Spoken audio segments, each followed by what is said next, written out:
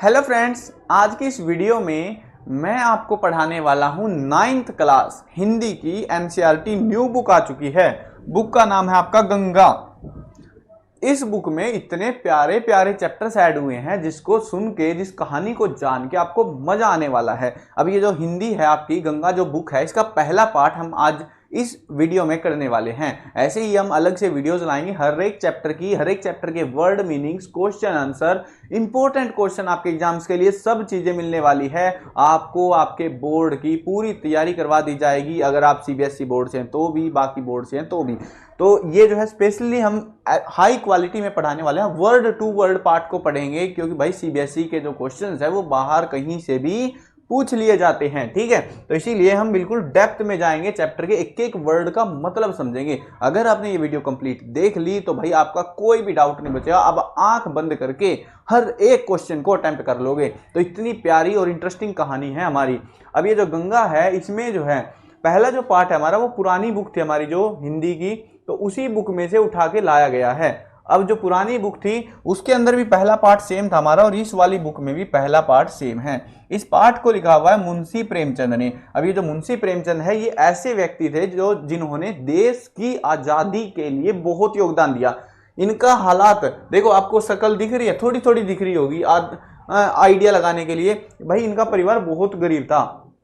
अब गरीबी की वजह से सबके मन में एक ही सपना होता है, सरकारी नौकरी का। इन्होंने क्या किया, इन्होंने सरकारी नौकरी कर ली, वही जो करते हैं भाई, और क्या करते हैं, तो नौकरी कर ली। लेकिन महात्मा गांधी के टाइम के थे ये, तो उस टाइम पे महात्मा गांधी ने असहयोग आंदोलन चला दिया। उस आंदोलन से क्या हुआ, सब लोग इस्तीफा दे रहे सरकारी नौकरियों से। भाई हमारे प्रेमचंद जो हिंदी साहित्य के सबसे महान कवि हैं, तो वो कैसे पीछे रह सकते थे। इसीलिए उन्होंने क्या किया, उन्होंने भी त्याग पत्र दे दिया।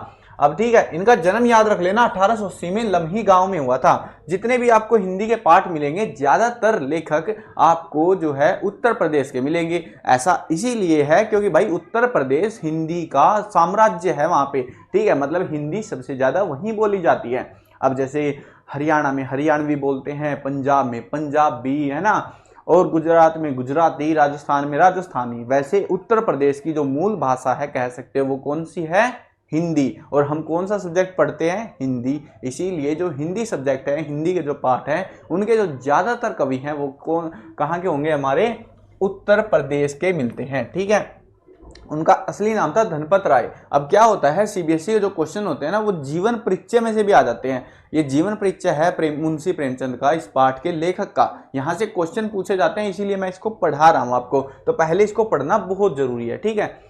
अब देखते हैं यहाँ पे इन्होंने कार्य किया। इन्होंने दो ही काम करे जीवन में। एक तो लोगों को जो है आंदोलनों के माध्यम से लोगों को जागरूक किया, कि उनको समझाया कि आज़ादी कितनी ज़्यादा प्यारी है, हमें आज़ाद रहने का हक है। ऐसी ही कहानी इन्होंने रचनाएं जो की है, ऐसी ही झलक हमें कहीं ना कहीं मिलती है। इनकी जो भाषा थी वो मुहावरेदार थी। मुहावरेदार यानी कि मुहावरों में बातें करते थे। हम सारी बातें समझाएंगे आपको, टेंशन मत लो, कहाँ मुहावरा है कहाँ पर है नहीं है, ठीक है। इसके बारे में आप आराम से पढ़ लेना। जो काम की बातें थी वो मैंने सारी आपको बता दी है। अब पाठ में क्या है देखो, दो बैलों की कथा। इसमें प्रेमचंद ने किसानों के जीवन और पशुओं के साथ उनके भावनात्मक संबंधों को मार्मिक ढंग से दिखाया है। यानी कि बहुत गहराई से बताया है कि कोई किसान है और उसके कोई जानवर, उसके पालतू जानवर हैं, तो उनके बीच में आपस में कैसी बॉन्डिंग होती है। तो उस बॉन्डिंग को यहाँ पे डेपिक्ट किया गया है। इस कहानी में उन्होंने ये भी बताया कि स्वतंत्रता सहज ही नहीं मिलती, यानी कि freedom can not be attend easily. उसके लिए हमें क्या करना पड़ता है, स्ट्रगल करना पड़ता है। उसके लिए बार बार संघर्ष करना पड़ता है। संघर्ष यानी कि स्ट्रगल। इस प्रकार परोक्ष रूप में यह कहानी स्वतंत्रता आंदोलन की भावना से जुड़ी हुई है। जैसा मैंने आपको बताया था कि लेखक हमारा जो है प्रेमचंद, वो आजादी के आंदोलन से जुड़ा हुआ था। इसी वजह से ये जो हमारी स्टोरी है, दो बैलों की कथा, दो बैलों की कहानी, ये भी सेम ही है। यानी कि इसमें भी हमें आजादी के बारे में बताया गया है, इंपॉर्टेंस ऑफ फ्रीडम को डेपिक्ट किया गया है यहाँ पर। अब देखते हैं इस पर प्रेमचंद ने इसमें पंचतंत्र और हितोपदेश जैसी कहानियों की परंपरा को अपनाया और आगे बढ़ाया है। अब जो ये पंचतंत्र है ये हिंदी लिटरेचर की सबसे फेमस बुक है आज तक की, यानी कि जो कहानियां है ना, तो कहानियां स्टोरीज जो हैं उनकी सबसे फेमस बुक है हमारी, उसका नाम है पंचतंत्र। ऐसे ये हितोपदेश भी, लेकिन सबसे फेमस ये है हमारी पंचतंत्र। अब ये दोनों बुकों में जिस तरीके से स्टोरी लाइन की जाती है, कैसे उसको स्टोरी को नरेट किया जा रहा होता है, तो वो उसी तरीके से हमें ये कहानी डेपिक्ट की गई है, बताई गई है, एक्सप्लेन की गई है मुंशी प्रेमचंद के द्वारा। अब आप सोचोगे कि सर क्या ये स्टोरी रियल है दो बैलों की? देखो भाई, स्टोरी में भी रियल, में भी फेक, में भी इमेजिन्ड, लेकिन इसमें जो भावनाएं हैं ना, जिस तरीके से मुंशी प्रेमचंद ने इसमें जो बैल हैं उनकी कहानी को जिस तरीके से डेपिक्ट किया, भाई लिटरली दिल छू जाएगी आपको। आप उसको बस अनुभव करते चलना, सोचते चलना साथ के साथ, जैसे जैसे मैं वीडियो को आगे बढ़ाता चलूंगा आपको जस्ट इमेजिन करना है कि क्या हो रहा होगा उस टाइम पे। उन बैलों को इमेजिन करना, दो बैल हैं हीरा और मोती, उनको आपको इमेजिन करना है बस, ठीक है। चलो अब देखते हैं, यहाँ पे काफी देर तक चर्चा होगी। बैलों से पहले हम कुछ एडिशनली चर्चा करेंगे, यानी कि जो हमारा पार्ट यहाँ से शुरू होता है दो बैलों की कथा।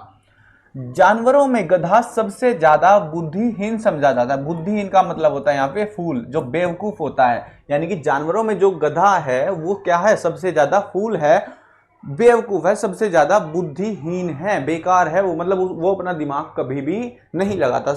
ये जो है इसके ऊपर बहुत क्वेश्चन बनते हैं इस वर्डिंग्स के ऊपर, इसीलिए मैं हाईलाइट करता चलूंगा वर्डिंग्स को, ठीक है। तो बुद्धिहीन सबसे ज्यादा किसको समझते हैं हम? गधे को। अब तुम सोचो कि कहानी तो सर दो बैलों की है, ये गधा क्या कर रहा है? अब गधे के भाई होते हैं बैल, अब मतलब बुद्धिहीन के मामले में दूसरे नंबर पर बैल ही आते हैं, पहले नंबर पे गधा होता है। हम जब किसी आदमी को परले दर्जे का बेवकूफ कहना चाहते हैं, परले दर्जे का बेवकूफ ये एक मुहावरा है, मैंने आपको बताया था मुंशी प्रेमचंद मुहावरेदार भाषाओं में ज्यादा इस्तेमाल करते हैं, मुहावरों का इस्तेमाल करते हैं, बार बार आपको बहुत मिलेंगे मुहावरे।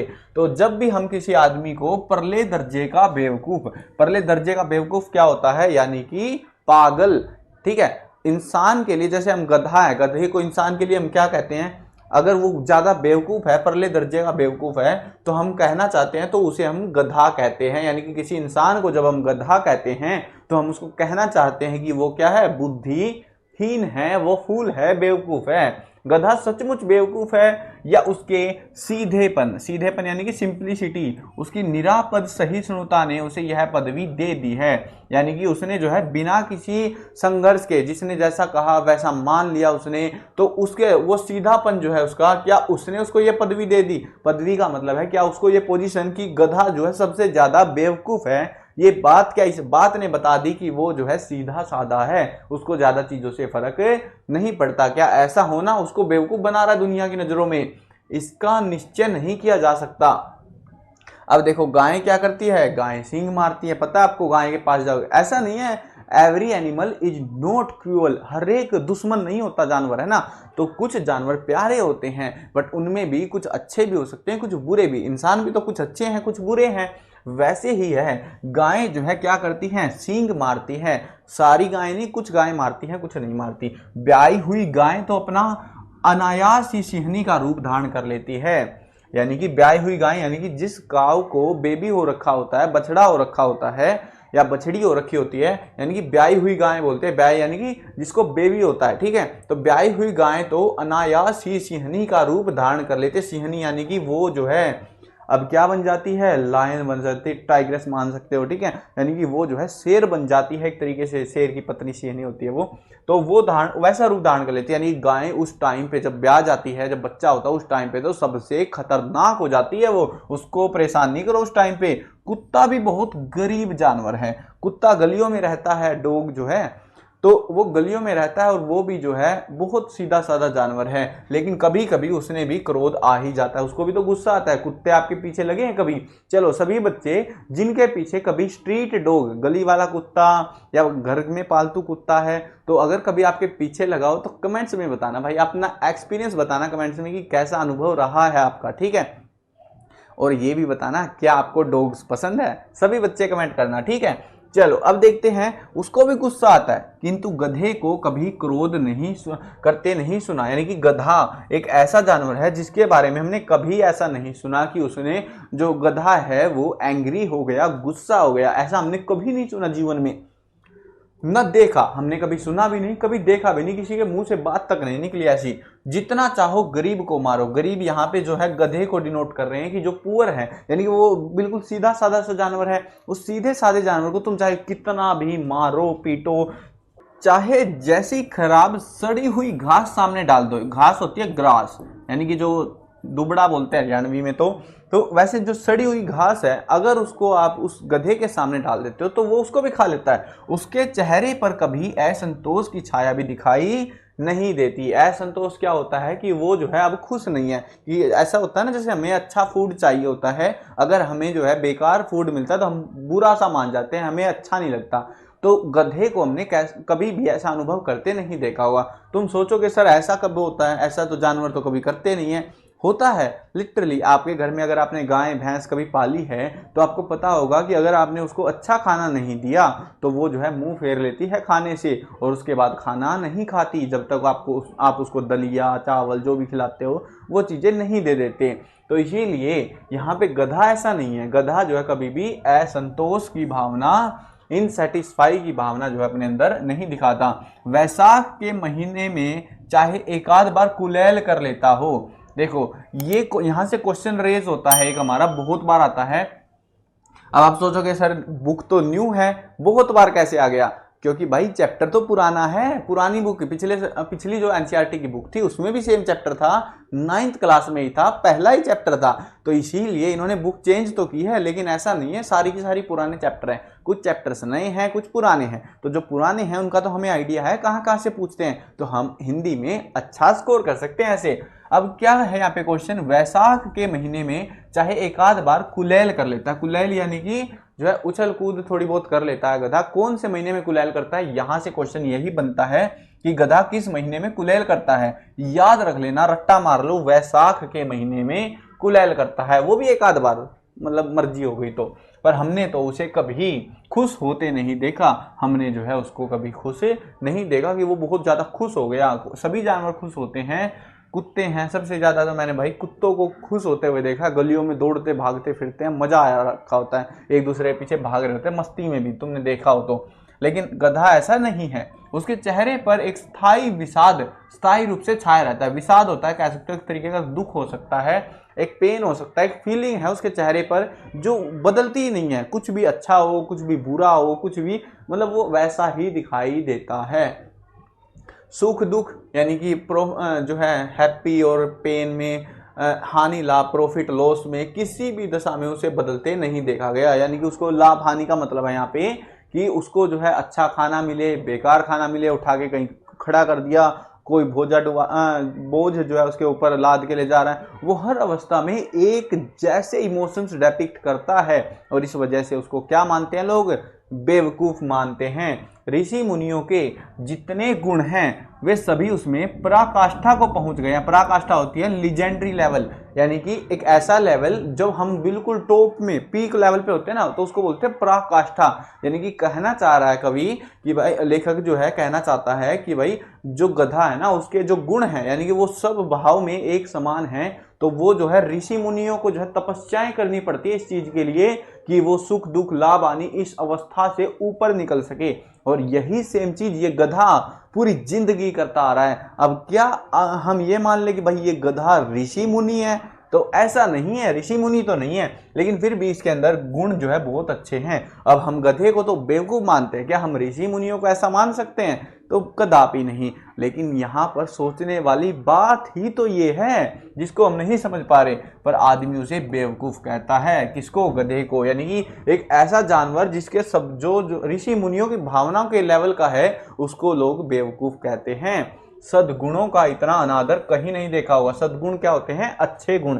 सद का मतलब होता है अच्छे, और गुण तो गुण ही होते हैं, यानी कि गुड क्वालिटीज। यानी कि अच्छे गुणों का इतना अनादर कहीं पर भी आपने नहीं देखा होगा, इतनी जो है बेइज्जती नहीं देखी होगी।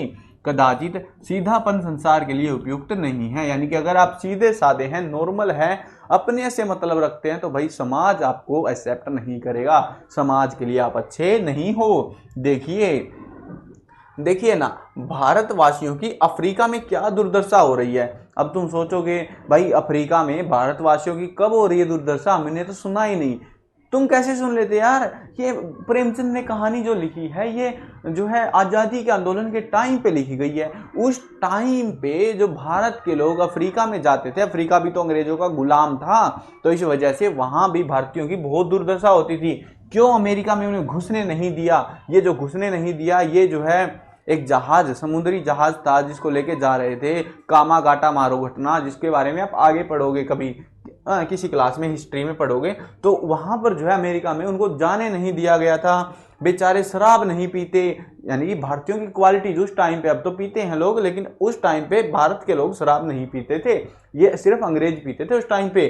4 पैसे कुछ समय के लिए बचा कर रखते हैं। कुछ समय होता है बुरा समय, यानी कि बैड टाइम जब स्टार्ट हो जाता है किसी व्यक्ति की लाइफ में, तो उसके लिए वो 4 पैसे बचा के रखते हैं, जी तोड़कर काम करते हैं, किसी से लड़ाई झगड़ा नहीं करते, 4 बातें सुनकर गम खा जाते हैं। गम का मतलब होता है पेन, यानी कि दुखी हो जाते हैं वो अंदर से, फिर भी बदनाम हैं। क्या है? बदनाम है। यानी कि इंडियंस जब तक साइलेंट है, यानी कि जब तक, यहाँ पे भावना समझो लेखक की, लेखक कहना चाह रहा है भाई तुम भी ऐसे ही हो, तुम बहुत सीधे साधे हो, सरल स्वभाव के हो, और इसी वजह से तुम बदनाम हो, यानी कि तुमसे ही लोग नफरत करते हैं क्योंकि तुम उनके टाइप के नहीं हो। कहा जाता है वे जीवन के आदर्श को नीचा करते हैं, यानी कि ये जो जीवन का स्टैंडर्ड है, लिविंग स्टैंडर्ड है, उसको डाउन कर रहे हैं इंडियंस लोग जो सीधी सादी लाइफ जीते हैं। यानी कि लोगों का क्या मानना है, उस टाइम पे अंग्रेजों का भी क्या मानना था कि भाई लाइफ जियो तो अच्छी जियो, अपनी मर्जी की जियो। अगर वे भी ईंट का जवाब पत्थर से देना सीख जाते, यहाँ पे कैसी भावना दिख रही है? क्रोध वाली भावना, अंग्रेजों की नफरत वाली भावना। तो ये जो है प्रेमचंद कह रहे हैं कि भाई अगर तुम ईंट का जवाब, यानी अंग्रेजों ने गोली मारी तो तुम गोला मारो उनको फेंक के, तो अगर ये ईंट का जवाब तुमने पत्थर से देना सीख लिया होता तो शायद सभ्य कहलाने लगते। सभ्य क्या होती है? एक ऐसी सिविलाइजेशन जो एडवांस है, यानी कि जो, जैसे आज के टाइम पे अगर देखोगे भाई अमेरिका बहुत सुपर पावर है ना, सुपर पावर है ना, सारे वही देश सुपर पावर है जिन्होंने दूसरों को मारा पीटा है। यानी कि अगर तुम दूसरों को पीटने लग जाते तो तुम कैसे बन जाते? सभ्य अच्छे लोग बन जाते। फिर तुम, जापान की मिसाल सामने है। जापान ने क्या किया था पता है तुमने? जापान ने दूसरे विश्व युद्ध के दौरान बहुत शक्तिशाली देशों को ईंट का जवाब पत्थर से नहीं बंदूकों से दिया था। यानी कि किसी ने उसको हाथ लगा दिया तो उसने हाथ काट दिया, पैर लगाया पैर काट दिया, इतनी बेरहमी के साथ लोगों को, देशों को घुटनों पे ला दिया। अगर तुमने कभी दूसरे विश्व युद्ध की कहानी पढ़ी है, story of second world war, तो उस टाइम पे कैसे जापान अमेरिका के लोगों को जाके मारा था, जिस टाइम पे अमेरिका सुपर पावर था। तो ये जो स्टोरी है ये मिसाल है उसकी, जापान की मिसाल है कि जापान जो है ईंट का जवाब कैसे दे रहा था? पत्थर से दे रहा था। एक ही विजय ने उसे संसार की सभ्य जातियों में गण्य बना दिया। यानी कि जब जापान ने रूस को हरा दिया था ना, रसिया को हरा दिया, तो उस टाइम पे दुनिया ये मान गई जापान कुछ है। यानी कि उससे पहले जापान को फद्दू मानते थे, और जैसे ही रसिया हारा, इतना बड़ा जो कंट्री था वो छोटे से कंट्री से जब हार गया टेक्नोलॉजी की वजह से, तो भाई उस टाइम पे दुनिया को ये पता लगा ईंट का जवाब पत्थर से कैसे देते हैं। ठीक है, रसिया ने हमला किया था लेकिन पिटा बहुत बुरे तरीके से था। लेकिन अब यहाँ पे बात करते हैं गधे की। गधे का एक छोटा भाई और भी है जो उससे कम ही गधा है। यानी कि गधे का भाई गधा नहीं है, गधे जैसा एक और गधा है। यानी कि हम यहाँ पे थोड़ी सी अलग तरीके की बात कर रहे हैं, और वह है बैल। यानी कि गधा जैसे बेवकूफ है ना, वैसे ही एक और जानवर है जो बहुत बेवकूफ है। वो कौन सा है? बैल। अब हमारी कहानी यहाँ से असली शुरू होगी, इन 2 बैलों की, किसानों की, क्योंकि भाई कहानी तो 2 बैलों की है ना। जिस अर्थ में हम गधा शब्द का प्रयोग करते हैं, कुछ उसे ही मिलते जुलते अर्थों में बछिया के ताऊ का भी प्रयोग करते हैं। बछिया के ताऊ मतलब, बछिया के ताऊ का मतलब होता है कि बैल बुद्धि। बैल बुद्धि सुना आपने कभी? तो क्योंकि ये देखो ये यूपी की भाषा है, ये यूपी में जो है उत्तर प्रदेश में बछिया का ताऊ बोलते हैं हम, जिसको बैल बुद्धि बोलते हैं। यानी कि बैल बुद्धि मतलब बेवकूफ। हम गधा भी तो उसी को बोलते हैं जो बेवकूफ है। यानी कि गधा और बैल बुद्धि में कुछ ज्यादा फर्क नहीं है। वैसे ही लेखक हमें बताना चाह रहा है कि भाई बैल और गधे में कोई फर्क नहीं है। कहीं तुम सोच रहे हो कि बैल समझदार होते हैं, यहाँ वाले बैल तो थे भाई, ये 2 बैल हैं हीरा और मोती, ये तो थे। कुछ लोग बैल को शायद बेवकूफों में सर्वश्रेष्ठ कहेंगे, मगर हमारा विचार ऐसा नहीं है। यानी कि कुछ लोग तो क्या कहते हैं उसको, बेवकूफ़ कहते हैं। यहाँ पे ये जो है कैरेक्टर है, कैरेक्टर को इंट्रोड्यूस आपको कहानी के हिसाब से ही करूँगा मैं, मज़ा आएगा।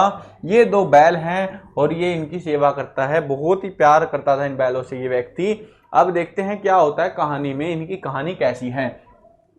बैल कभी कभी मारता भी है, मारता है यानी कि सींग चला देता है, भाई मर्जी है बैल की।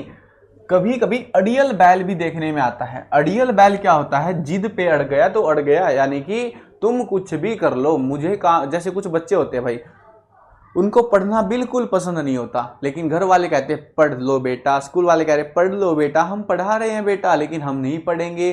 तो ऐसे कैसे बच्चे हैं वो, अड़ियल बच्चे, उनको चाहे तुम कुछ कर लो, उनको नहीं पढ़ना तो नहीं पढ़ना, है ना। तो वैसे ही बैल भी हो जाते हैं कभी कभी, कैसे, अड़ियल बैल। अड़ियल बैल क्या होते हैं, जो बैल अपनी जिद पर अड़ जाते हैं, तुम करवा लो कुछ, हम करेंगे नहीं। बोल क्या कर लेगा तू, क्योंकि बैल इंसान से ताकतवर होते हैं बहुत ज़्यादा। ऐसी ये जो कहानी है ना बैलों की, ये जो बैल है पहले सीधे साधे थे और सीधे साधे से ये अड़ियल बन गए, यानी कि सीधे साधे स्वभाव से इन्होंने ईंट का जवाब पत्थर से देना सीख लिया, और इसीलिए तो ये कहानी रोमांचकारी है। और भी कई रीतियों से अपना असंतोष प्रकट कर देता है, और भी कुछ तरीके अपनाता है जिससे वो अपनी नाराजगी लोगों के सामने या दूसरों के सामने जाहिर करता है। अतः उसका स्थान गधे से नीचा है। यानी कि यहाँ लेखक ने हमें बताया है कि भाई हम गधे को नंबर 1 और बैल को नंबर 2 क्यों बोल रहे हैं, क्योंकि गधा कैसा है, ऋषि मुनियों की भावनाओं जैसा। लेकिन यहाँ पे जो बैल है वो कभी कभी, वैसे तो ज्यादातर बैल बेवकूफ है, लेकिन कभी कभी वो अड़ियल भी हो जाते हैं और कभी कभी नाराजगी भी दिखाते हैं, इसीलिए उसको हम दूसरे नंबर पे रख रहे हैं बैल को। झूरी के दोनों बैल, यहाँ पे कहानी शुरू होती है बैलों की। झूरी एक कैरेक्टर इंट्रोड्यूस हो रहा है, जो किसान आपको खाना खिलाते हुए बैलों को मैंने इंट्रोड्यूस किया था, उसका नाम है झूरी। क्या नाम है, झूरी, याद रखना इस नाम को। झूरी के दोनों बैलों के नाम थे हीरा और मोती। झूरी के पास 2 बैल हुआ करते थे। अब कहाँ गए, कहानी में पता लगेगा कहाँ गए वो। तो 2 बैल थे, एक का नाम था हीरा और दूसरे का मोती। अब नाम किस तरीके से कहानी में इंट्रोड्यूस कराए जा रहे हैं उसको भी हमें थोड़ा सोचना पड़ेगा, विचार करना पड़ेगा। देखो हीरा कैसा होता है और मोती कैसा होता है, ध्यान से समझना। हीरा और मोती, हीरा जो है, हीरा कड़क होता है ना, कड़क होता है ना हीरा। मोती भी तो कड़क होता है, लेकिन मोती जो है ऊपर से कैसा होता है, सॉफ्ट। हीरा कैसा होता है, पैना, शार्प। तो ऐसे ही एक कैरेक्टर है हीरा और मोती के, ठीक है। यानी कि एक गुस्सैल टाइप का, एक थोड़ा सीधे स्वभाव का है। दोनों पछाई जाति के थे। ये जाति जरूर याद रखना है, ये क्वेश्चन पूछते हैं एग्जाम में कि बैल जो है हीरा और मोती कौन सी जाति के थे, तो वो पछाई जाति के थे। जैसे भैंसों में मुर्रा नस्ल की भैंस बहुत फेमस है, वैसे ही उस समय पछाई जाति के बैल बहुत फेमस थे। यानी ऊंचे कद के बैल होते थे ये, पछाई जाति के, बहुत प्यारे बैल दिखते थे। अब देखने में सुंदर, काम में चौकस, चौकस मतलब सही तरीके से काम करने वाले, डील के ऊंचे। डील क्या होती है, जो उनका जो पेट होता है, कुछ जानवरों की टांगे छोटी छोटी होती है, इन्नू इन्नू सी, तो कुछ की क्या होती है, बड़ी बड़ी टांगे जानवरों के अंदर सेम का नस्ल में, है ना। कुछ बैल नीचे नीचे होते हैं, कुछ बैल ऊंचे ऊंचे होते हैं। तो ये डील के ऊंचे थे, यानी कि ऊंचे बैल थे, ऊपर, मतलब हाइट ज्यादा थी इन बैलों की बाकी बैलों के कंपेयर में। मतलब देखने में बहुत प्यारे लगते थे। बहुत दिनों साथ रहते रहते दोनों में भाईचारा हो गया था। दोनों बैलों में क्या हो गया, भाईचारा हो गया, क्योंकि बहुत टाइम, लंबे अरसे से ये एक साथ रहते आए थे। दोनों आमने सामने या आसपास बैठे हुए एक दूसरे से मुख भाषा में विचार विनिमय करते। यहाँ पे बार बार क्वेश्चन आएगा कि वो विचार विनिमय कैसे करते थे, मुख भाषा में। अब ये मुख भाषा क्या होती है, मुख भाषा होती है जैसे हम बोलते हैं, हम अपनी बातें आपको बोल कर जाहिर करते हैं, आपस में बोलते हैं। लेकिन ऐसे ही मैं अगर इशारों की भाषा का इस्तेमाल करूं तो उसको मैं बोलूंगा मुख भाषा। क्या, कौन सी भाषा, मुख भाषा बोलूंगा। अगर मैं इशारों से, जैसे हाय, हाय मैं बोलूंगा नहीं, तो ये कैसी है, मुख भाषा है। तो ये जो है मुख भाषा में बातें करते थे बैल। अब तुम सोचोगे क्या वो ऐसे इशारे करते थे, ऐसे नहीं करते थे वो इशारे। वो जो है ऐसे जो है सींग मिलाना, ऐसे अलग अलग तरीके अपनाते थे, जो हम कहानी में जानेंगे। एक दूसरे के मन की बात कैसे समझ जाता था हम नहीं कह सकते, हमें पता ही नहीं भाई। वो मुख भाषा में बातें करते थे, हमें तो ये भी नहीं पता लगा कि वो बात करते क्या थे, क्या बातें डिस्कस करते थे वो। अवश्य ही उनमें कोई ऐसी गुप्त शक्ति थी जिसके जीवों में श्रेष्ठता का दावा करने वाला मनुष्य वंचित है। यानी कि जो मनुष्य जीवों में श्रेष्ठ, यानी कि टॉप है ना, हम तो अपने आप को सर्वोपरि मानते हैं। हमसे सियाना तो कोई है ही नहीं इस दुनिया में। तो हम भी आज तक ये समझ नहीं पाए कि आखिरकार वो जानवर बात आपस में कैसे करते थे, क्या बातें करते थे। दोनों एक दूसरे को चाट कर सूंघ कर अपना प्रेम प्रकट करते। ऐसे होता है ना, कुछ जानवर एक दूसरे को चाटते रहते हैं, तो ये था उनका तरीका। वो जानवरों का, सभी जानवरों का तरीका होता है अपने एक दूसरे से प्रेम प्रकट करना। अगर किसी के घर में पेट डॉग है, पालतू कुत्ता है, तो क्या वो आपको चाटता नहीं है? वो आपके मुंह को चाटेगा, आपके हाथों को चाटेगा। तो वो उसका तरीका है कि वो आपसे प्यार करता है। लेकिन संभल जाओ, अगर कोई कुत्ता आपने पाल रखा है और वो आपको चाटता नहीं है, तो इसका मतलब है वो आपसे प्यार नहीं करता। तो भाई सोच समझ के, ठीक है। कभी कभी दोनों सींग भी मिला लिया करते थे, विग्रह के नाते नहीं, केवल विनोद के भाव से। अब देखो, सींग मिलाते हैं कुछ जानवर लड़ाई करने के लिए, लेकिन ये जो है सींग मिलाते थे विग्रह के नाते से नहीं। विग्रह होती है लड़ाई, लड़ाई के नाते से नहीं, केवल विनोद के भाव से, यानी कि केवल प्यार दिखाने के लिए, मस्ती करने के लिए सींग मिलाते थे। कभी एक दूसरे से लड़ाई नहीं करते थे। मिलाते थे सींग सिर्फ आत्मीयता के भाव से, यानी कि प्रेम दिखाने के लिए। जैसे दोस्तों में घनिष्ठता होते ही गोलगप्पा होने लगता है। गोलगप्पा का मतलब है ऐसे, पहले हम क्या होते हैं, पहले से हम भाई बहुत सिंसियर होते हैं। धीरे धीरे जैसे हमारे दोस्त, हम बहुत क्लोज हो जाते हैं दोस्त, तो हम जो है ऐसे मस्ती में पड़े रहते हैं ना। तो वैसे ही ये बैल थे दोनों के दोनों। इसके बिना दोस्ती कुछ फुसफुसी, कुछ हल्की सी रहती है। यानी कि अगर ऐसा नहीं है, अगर हम संकोच कर रहे हैं अपने दोस्त के सामने अपनी बातें जाहिर करने में, इसका मतलब है कि भाई हम जो है एक दूसरे के लिए जो है अच्छे दोस्त अभी भी नहीं बन पाए हैं। हम एक दूसरे पर भरोसा नहीं है, जिस पर ज्यादा विश्वास नहीं किया जा सकता। जिस वक्त ये दोनों बैल हल या गाड़ी में जोत दिए जाते, पहले क्या होता था, पहले ये कहानी उस समय की रचना है जब दुनिया में ट्रैक्टर्स नहीं थे। यानी कि ट्रैक्टर नहीं थे तो खेती कैसे होती थी? बैलों के माध्यम से भारत में खेती होती। और हल एक उपकरण होता था इस तरीके का, ये जो है लोहे की फाड़ी इसमें लगी होती नीचे, और यहाँ से ऐसे डंडा निकला होता ये इस तरीके से। और ये जो है यहाँ पर एक डंडा ऐसे करके लंबा करके, ऐसे उसको मैं दिखा देता हूँ आपको बना के इस तरीके से। और यहाँ पर जो है दोनों बैलों को बांध दिया जाता है इस तरीके से, और वो जो है इस डंडे को खींचते। इस तरीके से उस समय किसान जो है खेती करते थे। यानी कि दो बैलों की सहायता से उस समय भारत में खेती होती थी। तो इसीलिए आपको समझना जरूरी है ताकि कंसेप्ट क्लियर रहे आपको। तो जब उनको खेत जो है बैल हल गाड़ी में जोत दिए जाते हैं और गर्दन हिला हिला कर चलते हैं, कैसे जानवर कैसे चलते हैं, ऐसे चलते हैं ना, उस वक्त हर एक की यही चेष्टा होती कि ज्यादा से ज्यादा बोझ मेरी ही गर्दन पर रहे। यानी कि वो हमेशा क्या चाहते कि ज्यादा बोझ मैं उठा लूं, मेरा दोस्त परेशान ना हो। दिन भर के बाद दोपहर या संध्या को दोनों खुलते तो एक दूसरे को चाट सूंघ कर अपनी थकान मिटा लिया करते। यानी कि वो पहले खुलते ही, कुछ जानवर होते हैं भूख के मारे ऐसे खाने पे दौड़ पड़ते हैं, लेकिन ये वैसे नहीं थे। ये जैसे ही खुलते तो ये जो है एक दूसरे को चाट कर प्यार करने लगते। बाद में देखेंगे क्या करना है। नांद में खली, नांद क्या होता है? नांद होती है खोर। हरियाणा में तो खोर बोलते हैं भाई। एक ऐसी जगह है जहां पर जानवरों को जैसे इस तरीके कुछ कंटेनर बना देते हैं दीवार के साथ, कुछ लोग टायरों में तूड़ा खिलाते हैं अपने जानवरों को, है ना। तो यहाँ पे जो है जानवरों का जो चारा होता है तो उसको बोलते हैं नांद। क्या बोलते हैं उसको? नांद बोलते हैं। जब जहां पर जानवरों के लिए चारा रखा जाता है उस जगह को, उसमें मतलब सूखा चारा नहीं, जहां पर जानवर खड़े होके खाएंगे उस चारे को, ठीक है। हरियाणा में तो खोर बोलते हैं भाई, हरियाणा से पढ़ाता हूँ जैसे मैं आपको, तो यहाँ पे खोर बोलते हैं। आपके वहां पे कुछ और बोलते हैं तो जरूर कमेंट करना। तो इसमें जो है खली भूसा पड़ जाने के बाद दोनों साथ उठते, साथ नांद में मुंह डालते। यानी कि साथ के साथ उनका जो है पैटर्न ऐसा बना हुआ था कि वो सारे काम एक साथ किया करते थे। एक साथ उठते, एक साथ बैठते, एक साथ ही खाते, एक साथ एक मुंह हटा लेता तो दूसरा बैठा लेता। यानी कि एक बेशक भूखा हो, लेकिन अगर एक ने खाने से, नांद से मुंह हटा लिया तो दूसरा अपने आप हटा लेगा। वो भूखा प्यासा, उससे कोई मतलब उसको नहीं है। यानी कि वो दोनों ही बहुत ज्यादा खुश थे और झूरी के यहाँ रहते हुए बहुत संतुष्ट थे। संयोग की बात, संयोग की बात का मतलब है कोइंसिडेंटली एक घटना हो जाती है। झूरी ने एक बार गोई को ससुराल भेज दिया।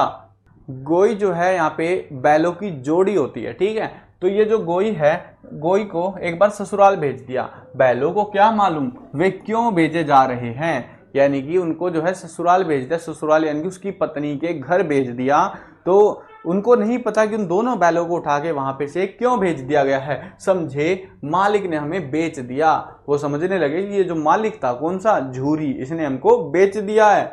अपना यूं बेचा जाना उन्हें अच्छा नहीं लगा। अच्छा लगा या बुरा कौन जाने, यानी कि हमें नहीं पता, किसको पता, कोई किसी को नहीं पता कि भाई जो बैल उसके साले के वहां पे गए उनको अच्छा लगा या बुरा लगा, किसी को कोई आइडिया नहीं था।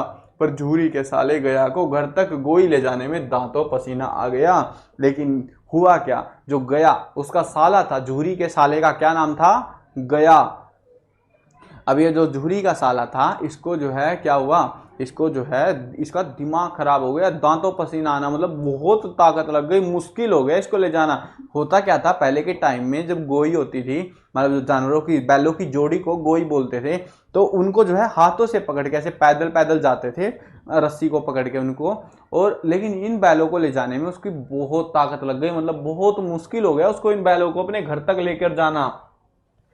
पीछे से हाँकता तो दोनों बैल दाएं बाएं भागते हैं। अगर वो, क्योंकि अकेले आ जाते थे, पहले बैल सीधे साधे होते थे, तो उसको लगा अकेला ले जाऊंगा, तो भाई पीछे से डंडी मारता कि आगे सर हाँकता, तो वो एक उधर भाग गया, एक उधर भाग गया। आगे से खींचता तो वो पीछे हटने लगते। मतलब वो जो बैल हैं वो जाना नहीं चाहते। पगहिया पकड़कर आगे से खींचता तो दोनों पीछे जोर लगाते, यानी कि वो वहां से जाना नहीं चाहते। अगर आपने भी किसी जानवर से बहुत प्यार किया होगा, तो अगर कोई और व्यक्ति उनका रस्सा खींचेगा, उसकी जोड़ी खींचेगा, तो उस समय वो जानवर पीछे हटने लगता है, वो नहीं जाना चाहता उसके साथ, उसको वो अनजान लगते हैं। मारता तो दोनों सींग नीचे करके हुकारते, ऐसे करने लग जाते हैं, ऐसे हवा मारते ना नाकों से, वो ऐसे जैसे नफरत काटने वाले ऐसे।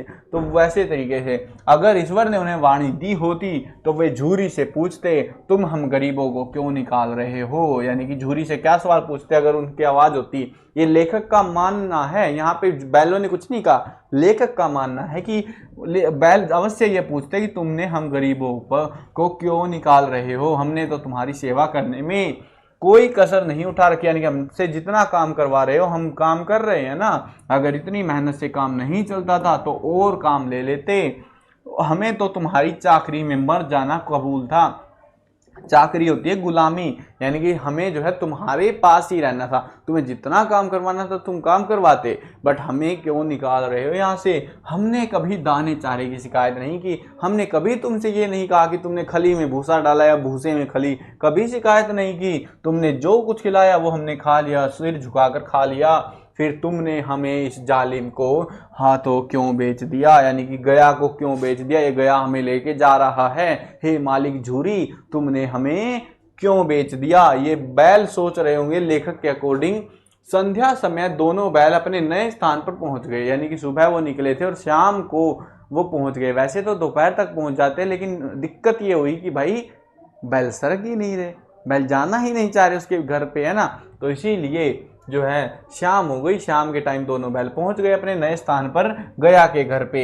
दिन भर के भूखे थे, लेकिन जब नाद में लगाए गए, यानी कि जब खाना खिलाने के लिए लगाए गए, तो एक ने भी उसमें से मुंह न डाला, यानी कि उन्होंने खाना नहीं खाया।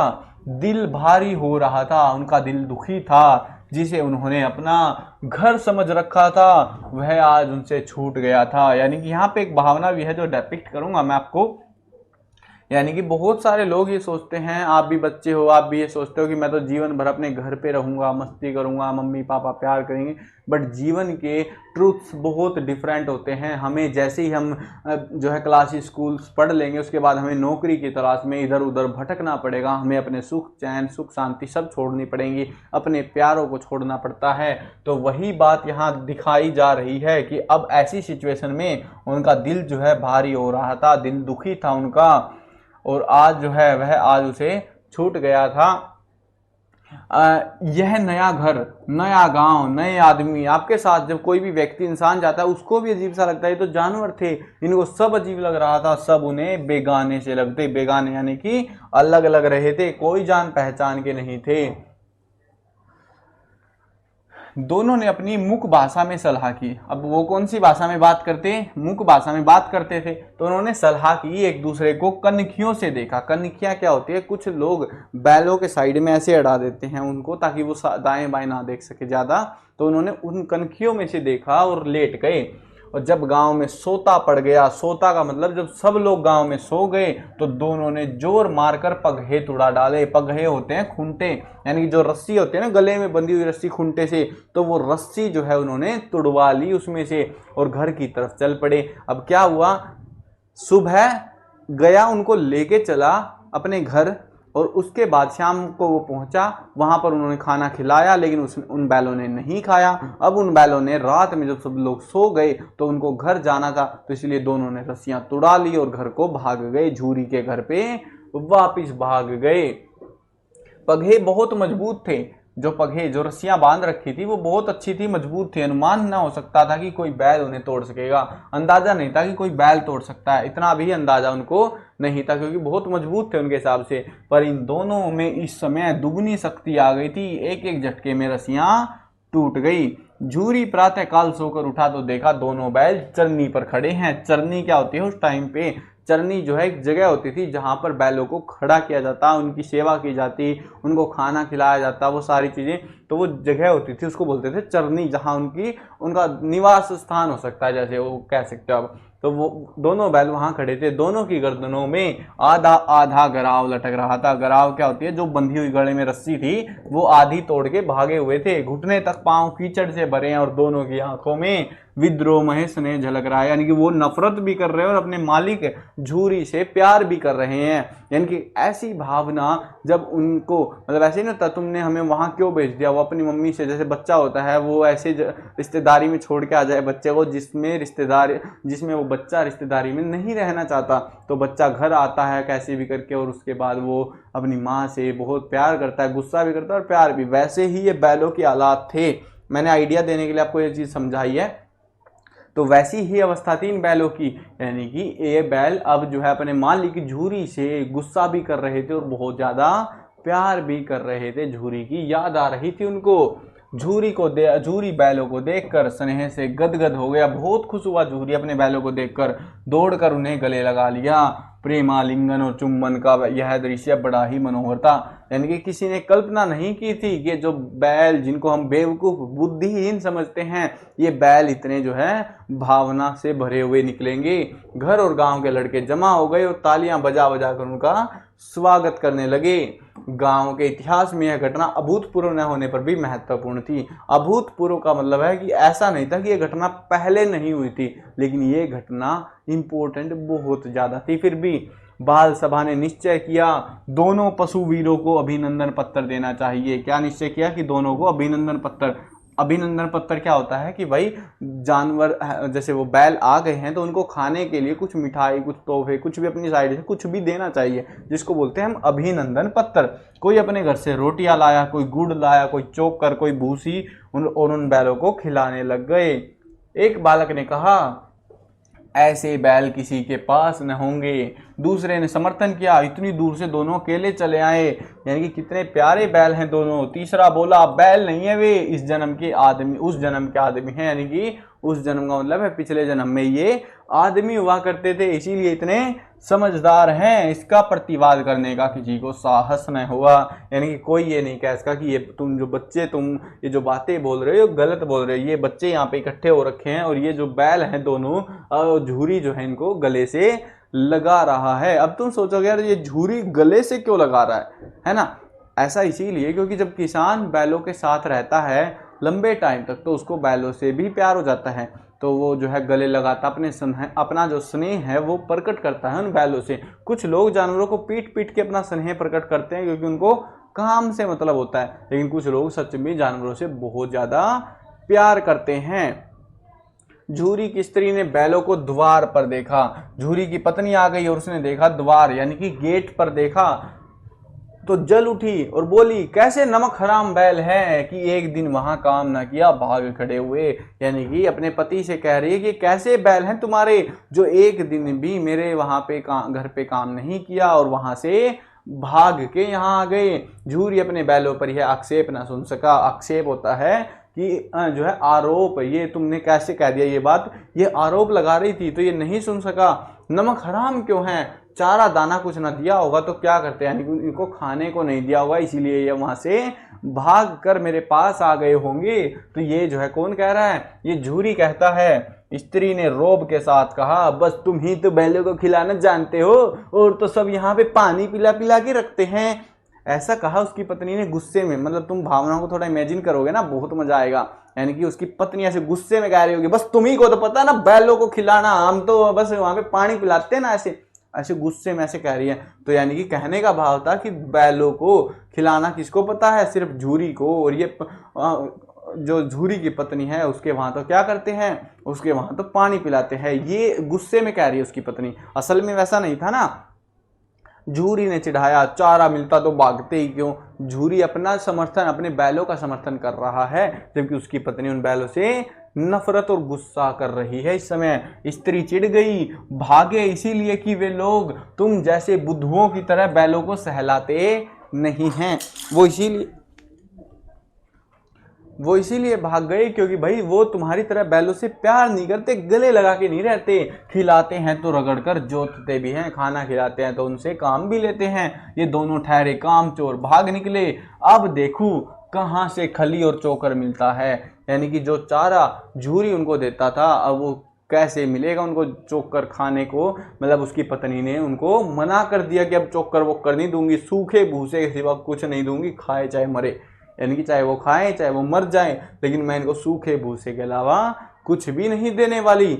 वही हुआ, मजूर को कड़ी ताकीद कर दी गई। मजूर होता है जो मजदूर, यहाँ पे मजूर बोलते हैं वहाँ पे, तो जो मजदूर है जो काम करने वाला था तो उसको जो है बड़ी ताकीद कर दी गई, यानी कि बहुत ही सख्ताई के साथ ये बात कह दी गई कि भैया इनको जो है तुम्हें बैलों को खाली सूखा भूसा दिया जाए। क्या दिया जाए, सिर्फ सूखा भूसा और कुछ नहीं देना। बैलों ने नांद में मुंह डाला तो फीका फीका, यानी कि जैसे ही नांद में देखा तो कुछ कैसा अजीब सा लग रहा वो खाना, ना कोई चिकनाहट ना कोई रस, क्या खाए, यानी कि उसमें कोई चिकनाहट का मतलब खली वगैरह दलिया वगैरह कुछ भी नहीं डाला हुआ, बिल्कुल सूखा भूसा, गीला भी नहीं कर रखा उसको। तो इसीलिए वो क्या ही खाते। आशा भरी आंखों से द्वार की ओर ताकने लगे, यानी कि उनको लगा यार भूल गए होंगे डालना, आएंगे अब आएंगे, ऐसे होता है ना कुछ जानवर गेट की साइड ही लगाते रहते हैं, टाइम देखते रहते हैं। तो वैसा ही यहाँ पे हमें देखने को मिला। झूरी ने मजूर से कहा थोड़ी सी खली क्यों नहीं डाल देता, यानी कि थोड़ी सी खली देते, ऐसे कैसे खाएंगे ये लोग, मालकिन मुझे मार ही डालेगी। मजूर क्या कहता है, ये तुम्हारे ये जो मालकिन है ना ये मार डालेगी मेरे को, मैं नहीं करने वाला ये काम। चुरा कर डाला ना दादा, पीछे से तुम भी उन्हीं की सी कहोगे। ये जो दादा है ये असल में उसका दादा नहीं है, ग्रैंडफादर नहीं है ये वैसे वहां पे एक संबोधन शब्द है अपने बड़े के लिए, या जिनके वहां पे काम करते थे मजूर, तो उनको जो है वो क्या कहते संबोधित करते थे, दादा। यानी कि ना दादा, पीछे से तुम भी उन्हीं की सी कहोगे, तुम भी उनकी ही बातें कहोगे। दूसरे दिन झूरी का साला फिर आ गया। अब भाई अब दूसरी बार आ गया, अब की बार तो पिटने वाले हैं बैल ये, क्योंकि पिछली बार बहुत प्यार से लेके जाने की सोच रहा था और बैल निकले हरामी। अब इन बैलों का क्या होगा हम कहानी में ही जानेंगे।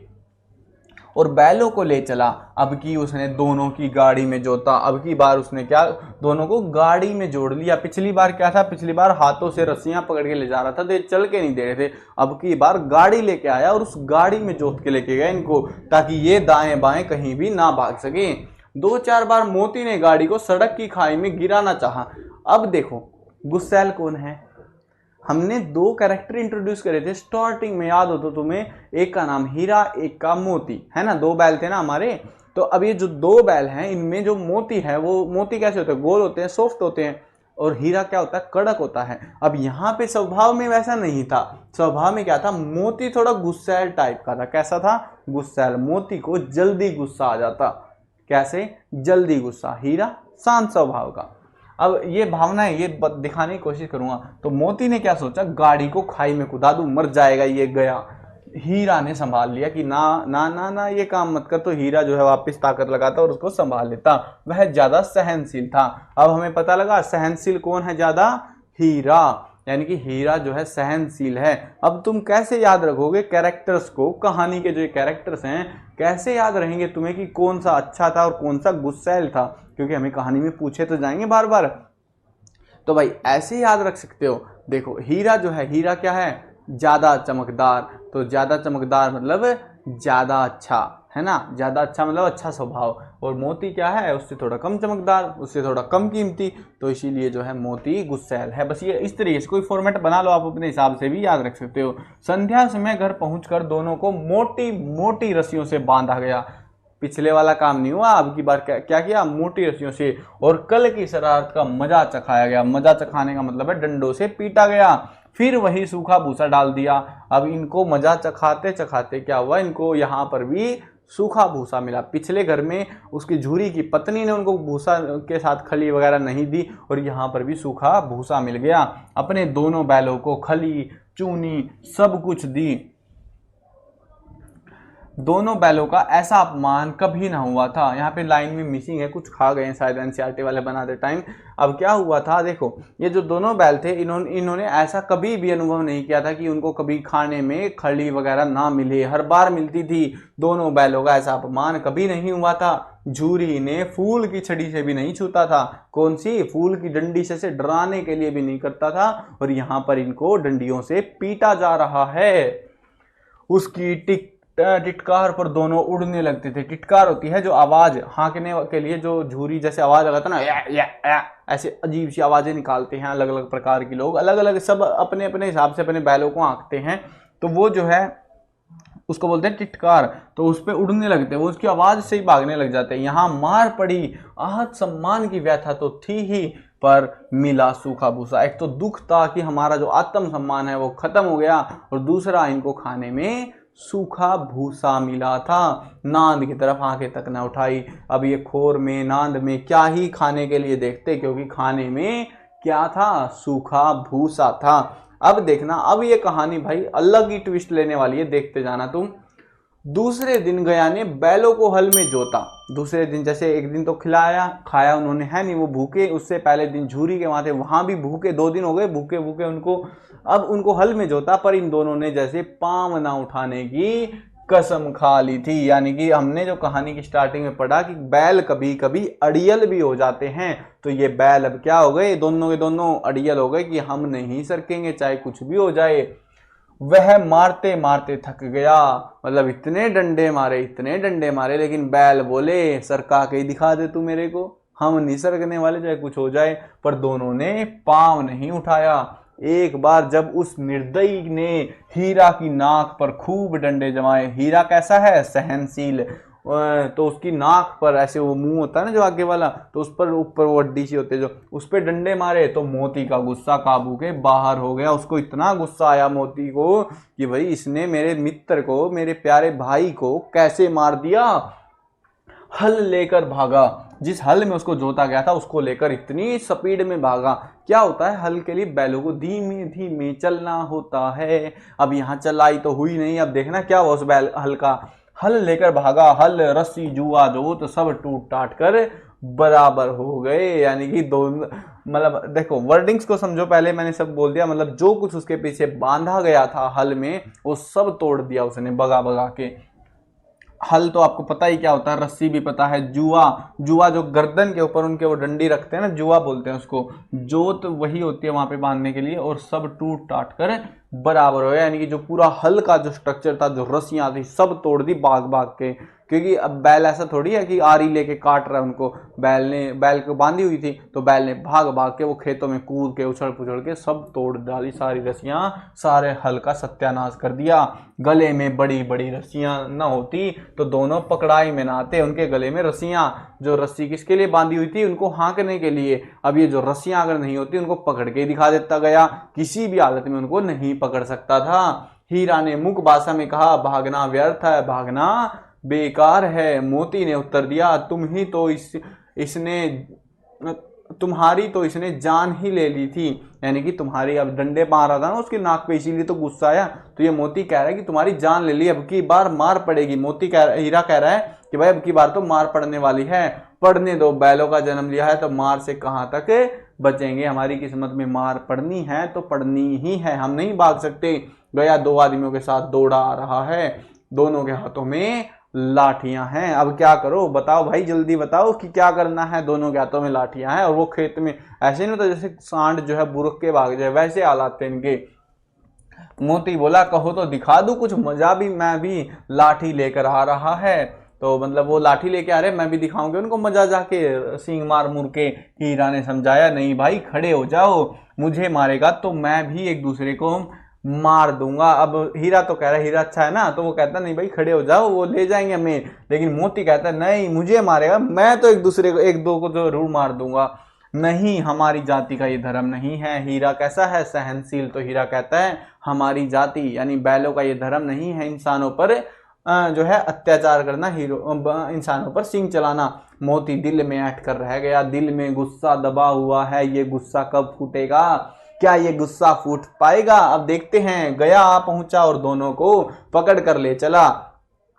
अब देखो कुछ भी हो भाई, आंखों में ही पता लग जाता है कि क्या होने वाला है। तो यही हुआ, देखो मोती दिल में ऐंठ कर रह गया और गया आ पहुंचा और दोनों को पकड़ कर ले चला। सिंपल लग रहा है। अब देखो कुशल हुई कि उसने उस वक्त मार पीट ना की, नहीं तो मोती भी पलट पड़ता। यानी कि उसने डंडियां नहीं मारी इस समय। अगर डंडी मारी होती तो उसकी डंडी अलग हो जाती गया की। तो इसीलिए वो समझ गया उस बैल को कि वो बैल बहुत गुस्से में है। उसके तेवर देख कर गया और उसके सहायक समझ गए कि इस वक्त टाल जाना ही मसलहत है, यानी कि अच्छा है कि इस वक्त हम टल जाएं, इनको डंडी ना मारे। डंडी मार दी तो हम मर जाएंगे यहाँ पे फालतू फंड में। आज दोनों के सामने फिर वही सूखा भूसा लाया गया। अब तीसरा दिन आ गया, अब भी क्या है, सूखा भूसा है। दोनों चुपचाप खड़े रहे, घर के लोग भोजन करने लगे। उस वक्त एक छोटी ही लड़की 2 रोटियां लेकर निकली। क्या लेकर निकली, 2 रोटियां। 2 बैल थे ना, 2 बैल 2 रोटियां, याद रखना। बहुत इंटरेस्टिंग है, क्वेश्चन आता है इसके ऊपर। ये लड़की किसकी थी, कितनी रोटियां खिलाई, है ना, या कह सकते हो कि बैलों को रोटियां क्यों खिलाई, ऐसी कुछ भावनाएं पे क्वेश्चन आते हैं। और दोनों के मुंह में देकर चली गई, दोनों के मुंह में एक एक रोटी दे दी। उस एक रोटी से इनकी भूख तो क्या शांत होती, पर दोनों के हृदय को मानो भोजन मिल गया। उनका दिल शांत हो गया कि हाँ इस घर में कोई अच्छा है, प्यार करने वाला है। बाकी तो उस एक रोटी से क्या ही पेट भरेगा उनका। यहाँ भी किसी सज्जन का वास है। सज्जन होते हैं अच्छे लोग, यानी कि यहाँ पर भी कुछ अच्छे लोगों का वास है, कुछ अच्छे लोग इनके घर भी रहते हैं। लड़की भैरव की थी। अब हमसे बार बार क्वेश्चन ये पूछे जाते हैं कि लड़की किसकी थी, तो भैरव की लड़की थी, भैरव की बेटी थी ये, ठीक है। अब देखो उसकी माँ मर चुकी थी, सौतेली माँ उसे बहुत मारती रहती थी। इसीलिए इन बैलों से उसे एक प्रकार की आत्मीयता हो गई, एक प्यार हो गया। आत्मीयता बोलते हैं प्यार, एक लगाव हो गया। यानी कि इस लड़की के साथ जो हो रहा था ये सेम वैसा ही इन बैलों के साथ होता हुआ देख रही थी। यानी कि इनका जो पुराना मालिक था वो अब नया मालिक जो गया था, वो नया मालिक उन पे जो है गुस्सा निकालता, नफरत कर रहा था, मारता पीटता था। ऐसा ही इस बेचारी लड़की के साथ हो रहा था। इस लड़की के साथ क्या होता, इसकी माँ जो है मर चुकी थी, यानी कि इसका भी पुराना मालिक कह सकते तरीके से। तो पुरानी माँ इसकी नहीं थी और नई माँ इसको मारती पीटती थी। इसीलिए इसको अपनी भावनाएं लगी इन बैलों में, दोनों बैलों में, और इसीलिए इसको बैलों से प्यार हो गया। दोनों दिन भर जोते जाते, डंडे खाते, अड़ते, शाम को थान पर बांध दिए जाते। थान, ये थान जो वर्ड है ये ध्यान रखना, थान जो है वो जगह होती है जहां पर जानवरों को बांधा जाता है घर में, ठीक है। घर में पहले के टाइम पे घर खुले खुले होते थे, तो एक जो है मिट्टी का कच्चा सा इलाका रखते थे जहां जानवरों को बांधते थे, तो वो जो है उसको बोलते हैं हम थान। तो थान पर बांध दिए जाते और रात को वही बालिका उन्हें 2 रोटियां खिलाकर चली जाती। प्रेम के इस प्रसाद की बरकत थी कि 2-2 गाल सूखा भूसा खाकर भी दोनों दुर्बल ना होते थे। यानी कि ये कुछ दिनों तक, कुछ हफ्तों तक ये बातें चलती रही। वो लड़की रोज आती, रोटी खिलाती और उससे उनकी भूख शांत होती। 2-2 गाल का मतलब है थोड़ा थोड़ा सा वो सूखा भूसा खा लेते। हर रोज उनको क्या खाने को मिलता, सूखा भूसा। पूरा दिन मार पड़ती, पिटाई होती, लेकिन वो किस लिए रुके हुए थे यहाँ पे, अब उस लड़की के प्यार की वजह से। इसीलिए कहा गया है भाई, अगर आप किसी जानवर से प्यार करते हो, उसको दिखाते हो कि तुम्हें उससे प्यार है, तो वो आपके लिए सारे तकलीफें, कष्ट, दुख सब कुछ सहन कर सकता है। तो सूखा भूसा खाकर भी दोनों कमजोर नहीं हुए, मगर दोनों की आंखों में, रोम रोम में विद्रोह भरा हुआ था। यानी कि उनके नस नस में, एक एक बाल में जो है इतनी नफरत थी गया को लेके, और तब भी वो जो है वहां से हिलने का नाम नहीं ले रहे थे, कमजोर भी नहीं हो रहे। एक दिन मोती ने मुख भाषा में कहा, अब तो नहीं सहा जाता हीरा। देखो मोती है अड़ियल गुस्सैल है ना, तो मोती कहता है कि भाई अब तो मेरे से और नहीं सहा जाता हीरा, सुन ले बात मेरी, क्या करना चाहते हो। हीरा क्या कहता है, क्या करना चाहते हो, क्या प्लानिंग है तुम्हारी। तो हीरा कहता, जो है मोती कहता है, एक आध को सींगों पर उठाकर फेंक दूंगा, मेरा तो हो लिया दिमाग खराब रोज डंडे खा खा के, अब तो मेरे से नहीं सहा जा रहा हीरा, अब तो जो है मैं पीटने वाला हूँ किसी न किसी को। लेकिन जानते हो, मतलब ये हीरा कहता है, अब यहाँ पे इन्होंने लिखा नहीं है लेखक ने, ये भावनाएं आपको इसीलिए मैं बता रहा हूँ। हीरा कहता है अब तो, लेकिन जानते हो वो प्यारी लड़की जो हमें रोटियां खिलाती है वो उसी की लड़की है जो इस घर का मालिक है, यानी कि इस घर के मालिक की लड़की है वो लड़की, वो छोटी सी प्यारी सी लड़की बेचारी, ये बेचारी अनाथ ना हो जाएगी अगर तुमने इसके मालिक को मार दिया, यानी कि गया और भैरव को मार दिया, तो भाई ये लड़की अनाथ नहीं हो जाएगी जो हमें प्यार से रोटियां खिलाती हैं। तो मालकिन को क्यों ना फेंक दूं, वही तो उस लड़की को मारती है। यानी कि अब जो मोती है वो कहता है कि मैं मालकिन को ही मार दूंगा क्योंकि वही तो उससे नफरत कर रही है। लेकिन औरत जात पर सींग चलाना मना है। यहाँ पे ये बात पे क्वेश्चन आ सकता है कि भाई जो है हीरा ने ऐसा क्यों कहा कि औरत जात पर सींग चलाना मना है, ये भूल जाते हो। अब ये जो है यहाँ पे इंडिकेट किया जा रहा है कि हम भारत में स्त्रियों की या औरतों की पूजा करते हैं, उनसे जो है नफरत नहीं करते, उनको मारते पीटते नहीं हैं। इस चीज के लिए ये पंक्ति यहाँ पे इस्तेमाल हुई है, ठीक है। तुम तो किसी तरह से निकलने ही नहीं देते, बताओ तुड़ाकर भाग चले। तो कहते हैं कौन, मोती कहता है कि भाई तुम तो बात ही नहीं समझ रहे मेरी, मैं एक काम करो रस्सी तोड़ के भाग चलते हैं फिर, और क्या करें। हाँ ये मैं स्वीकार करता हूँ, लेकिन इतनी मोटी रस्सी टूटेगी कैसे। यानी कि अब मोती कहता है, मतलब हीरा कहता है कि हाँ ये बात मान लूंगा मैं तेरी मोती कि रस्सी तोड़ के निकल लो, मैं मानता हूँ तेरी बात, लेकिन टूटे कैसे, तो बहुत मोटी रस्सी है। इसका एक उपाय है, पहले रस्सी को थोड़ा सा चबा लो फिर एक झटके में टूट जाएगी। अब मोती ने तो स्कीम बना रखी है भागने की, कैसे भी भागे पर भागना जरूर है। रात को जब बालिका रोटी खिलाकर चली गई तो दोनों रस्सियां चबाने लगे, पर मोटी रस्सी मुंह में ना आती, इतने मोटे मोटे रस्से बांध दिए मुंह में भी नहीं आ रहे, वो बेचारे बार बार जोर लगाकर रह जाते। सहसा घर का द्वार खुला, सहसा का मतलब होता है एकदम से, अचानक से जो है द्वार खुलता है, घर का गेट खुला और वही लड़की निकली। दोनों सिर झुकाकर उसका हाथ चाटने लगे। हाथ चाटने का मतलब अब क्या है कि वो लड़की को अपना प्यार प्रकट कर रहे हैं। दोनों की पूंछें खड़ी हो गई, यानी कि वो प्यार में डूब चुके हैं।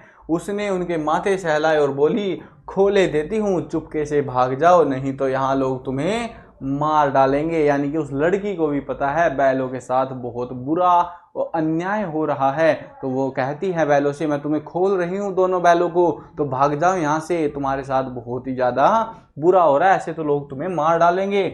आज घर में सलाह हो रही है कि इनकी नाकों में नाथ डाल दी जाए। क्या सलाह हो रही है कि उनकी नाकों में तुमने देखे होंगे कुछ बैल जिनके नाकों को बीच में से छेद के उसमें लोहे का एक टुकड़ा फंसा देते हैं, तो उससे बैलों में ताकत नहीं बचती, क्योंकि उनका जो है फिर अब अंदर से जब वो नसें खिंचती है, दुख होता है, तो वो बैल जो है उसको शांत रहना पड़ता है। अब उसको लग रहा था कि इन बैलों के साथ बहुत बुरा होने वाला है उस लड़की को, तो इसीलिए वो लड़की उन दोनों बैलों को खोल देती है। समझ गए बात को। उसने गराव खोल दिया पर दोनों चुपचाप खड़े रहे। दोनों के गले की रस्सियां खोल दी पर दोनों आराम से चुपचाप जो है खड़े रहे। मोती ने अपनी मुख भाषा में कहा, अब चलते क्यों नहीं, यानी कि अब तुम क्यों नहीं भाग रहे, तो रस्सी भी खुल गई। हीरा ने कहा, चले तो, लेकिन कल इस अनाथ पर आफत आ जाएगी, कल को ये फंस जाएगी, बेचारी के साथ अन्याय हो जाएगा बहुत ज्यादा, सभी इसी पर संदेह करेंगे। सहसा बालिका चिल्लाई, सहसा यानी कि अचानक से जो है बालिका जो लड़की थी वो चिल्लाने लगती है। क्या चिल्लाने लगी, दोनों फुप्पा वाले बैल भागे जा रहे हैं, अरे दादा ओ दादा ओ दादा, भाग गए बैल, दोनों बैल भागे जा रहे हैं, जल्दी दौड़ के आ जाओ। वो चिल्लाने लग गई, इसका मतलब इशारा मिल चुका है, भाग जाओ, सबके सब भाग जाओ यहाँ से। गया हड़बड़ाकर भीतर से निकला और बैलों को पकड़ने चल पड़ा। अब देखो, अब दोनों के बैलों में रस्सियां नहीं हैं, अब कहाँ जाएंगे, वो खुल गए हैं तो झूरी के पास में। अब क्या होता है, क्या वो सच में झूरी के पास ही जा रहे हैं। पिछली बार तो झूरी की पत्नी ने उनको वापिस गया के हाथों थमा दिया, क्या अब भी वो झूरी से प्यार करते हैं। देखते हैं कहानी कहाँ रोमांच लेती है। तो वो दोनों भाग लिए। वे दोनों भागे, गया ने पीछा किया, वे और तेज भागे। गया ने शोर मचाया, फिर गांव के कुछ आदमियों को भी साथ लेने के लिए लौटा, क्योंकि वो बहुत तेज भाग रहे थे। दोनों मित्रों को भागने का मौका मिल गया, सीधे दौड़ते चले गए। यहां तक कि मार्ग का ज्ञान न रहा, क्योंकि वो डर में थे कहीं गया उसको पकड़ ना ले, इसीलिए वो बहुत तेज भाग रहे थे। जिस परिचित मार्ग से वो आए थे उसका यहाँ पता ना था, यानी जिस रास्ते से उनको यहाँ झूरी के यहाँ से गया के यहाँ पर लाया गया था, अब उसको उनको इतनी स्पीड में भागे कि उनको पता ही नहीं रहा कि भाई ये रास्ता कौन सा है।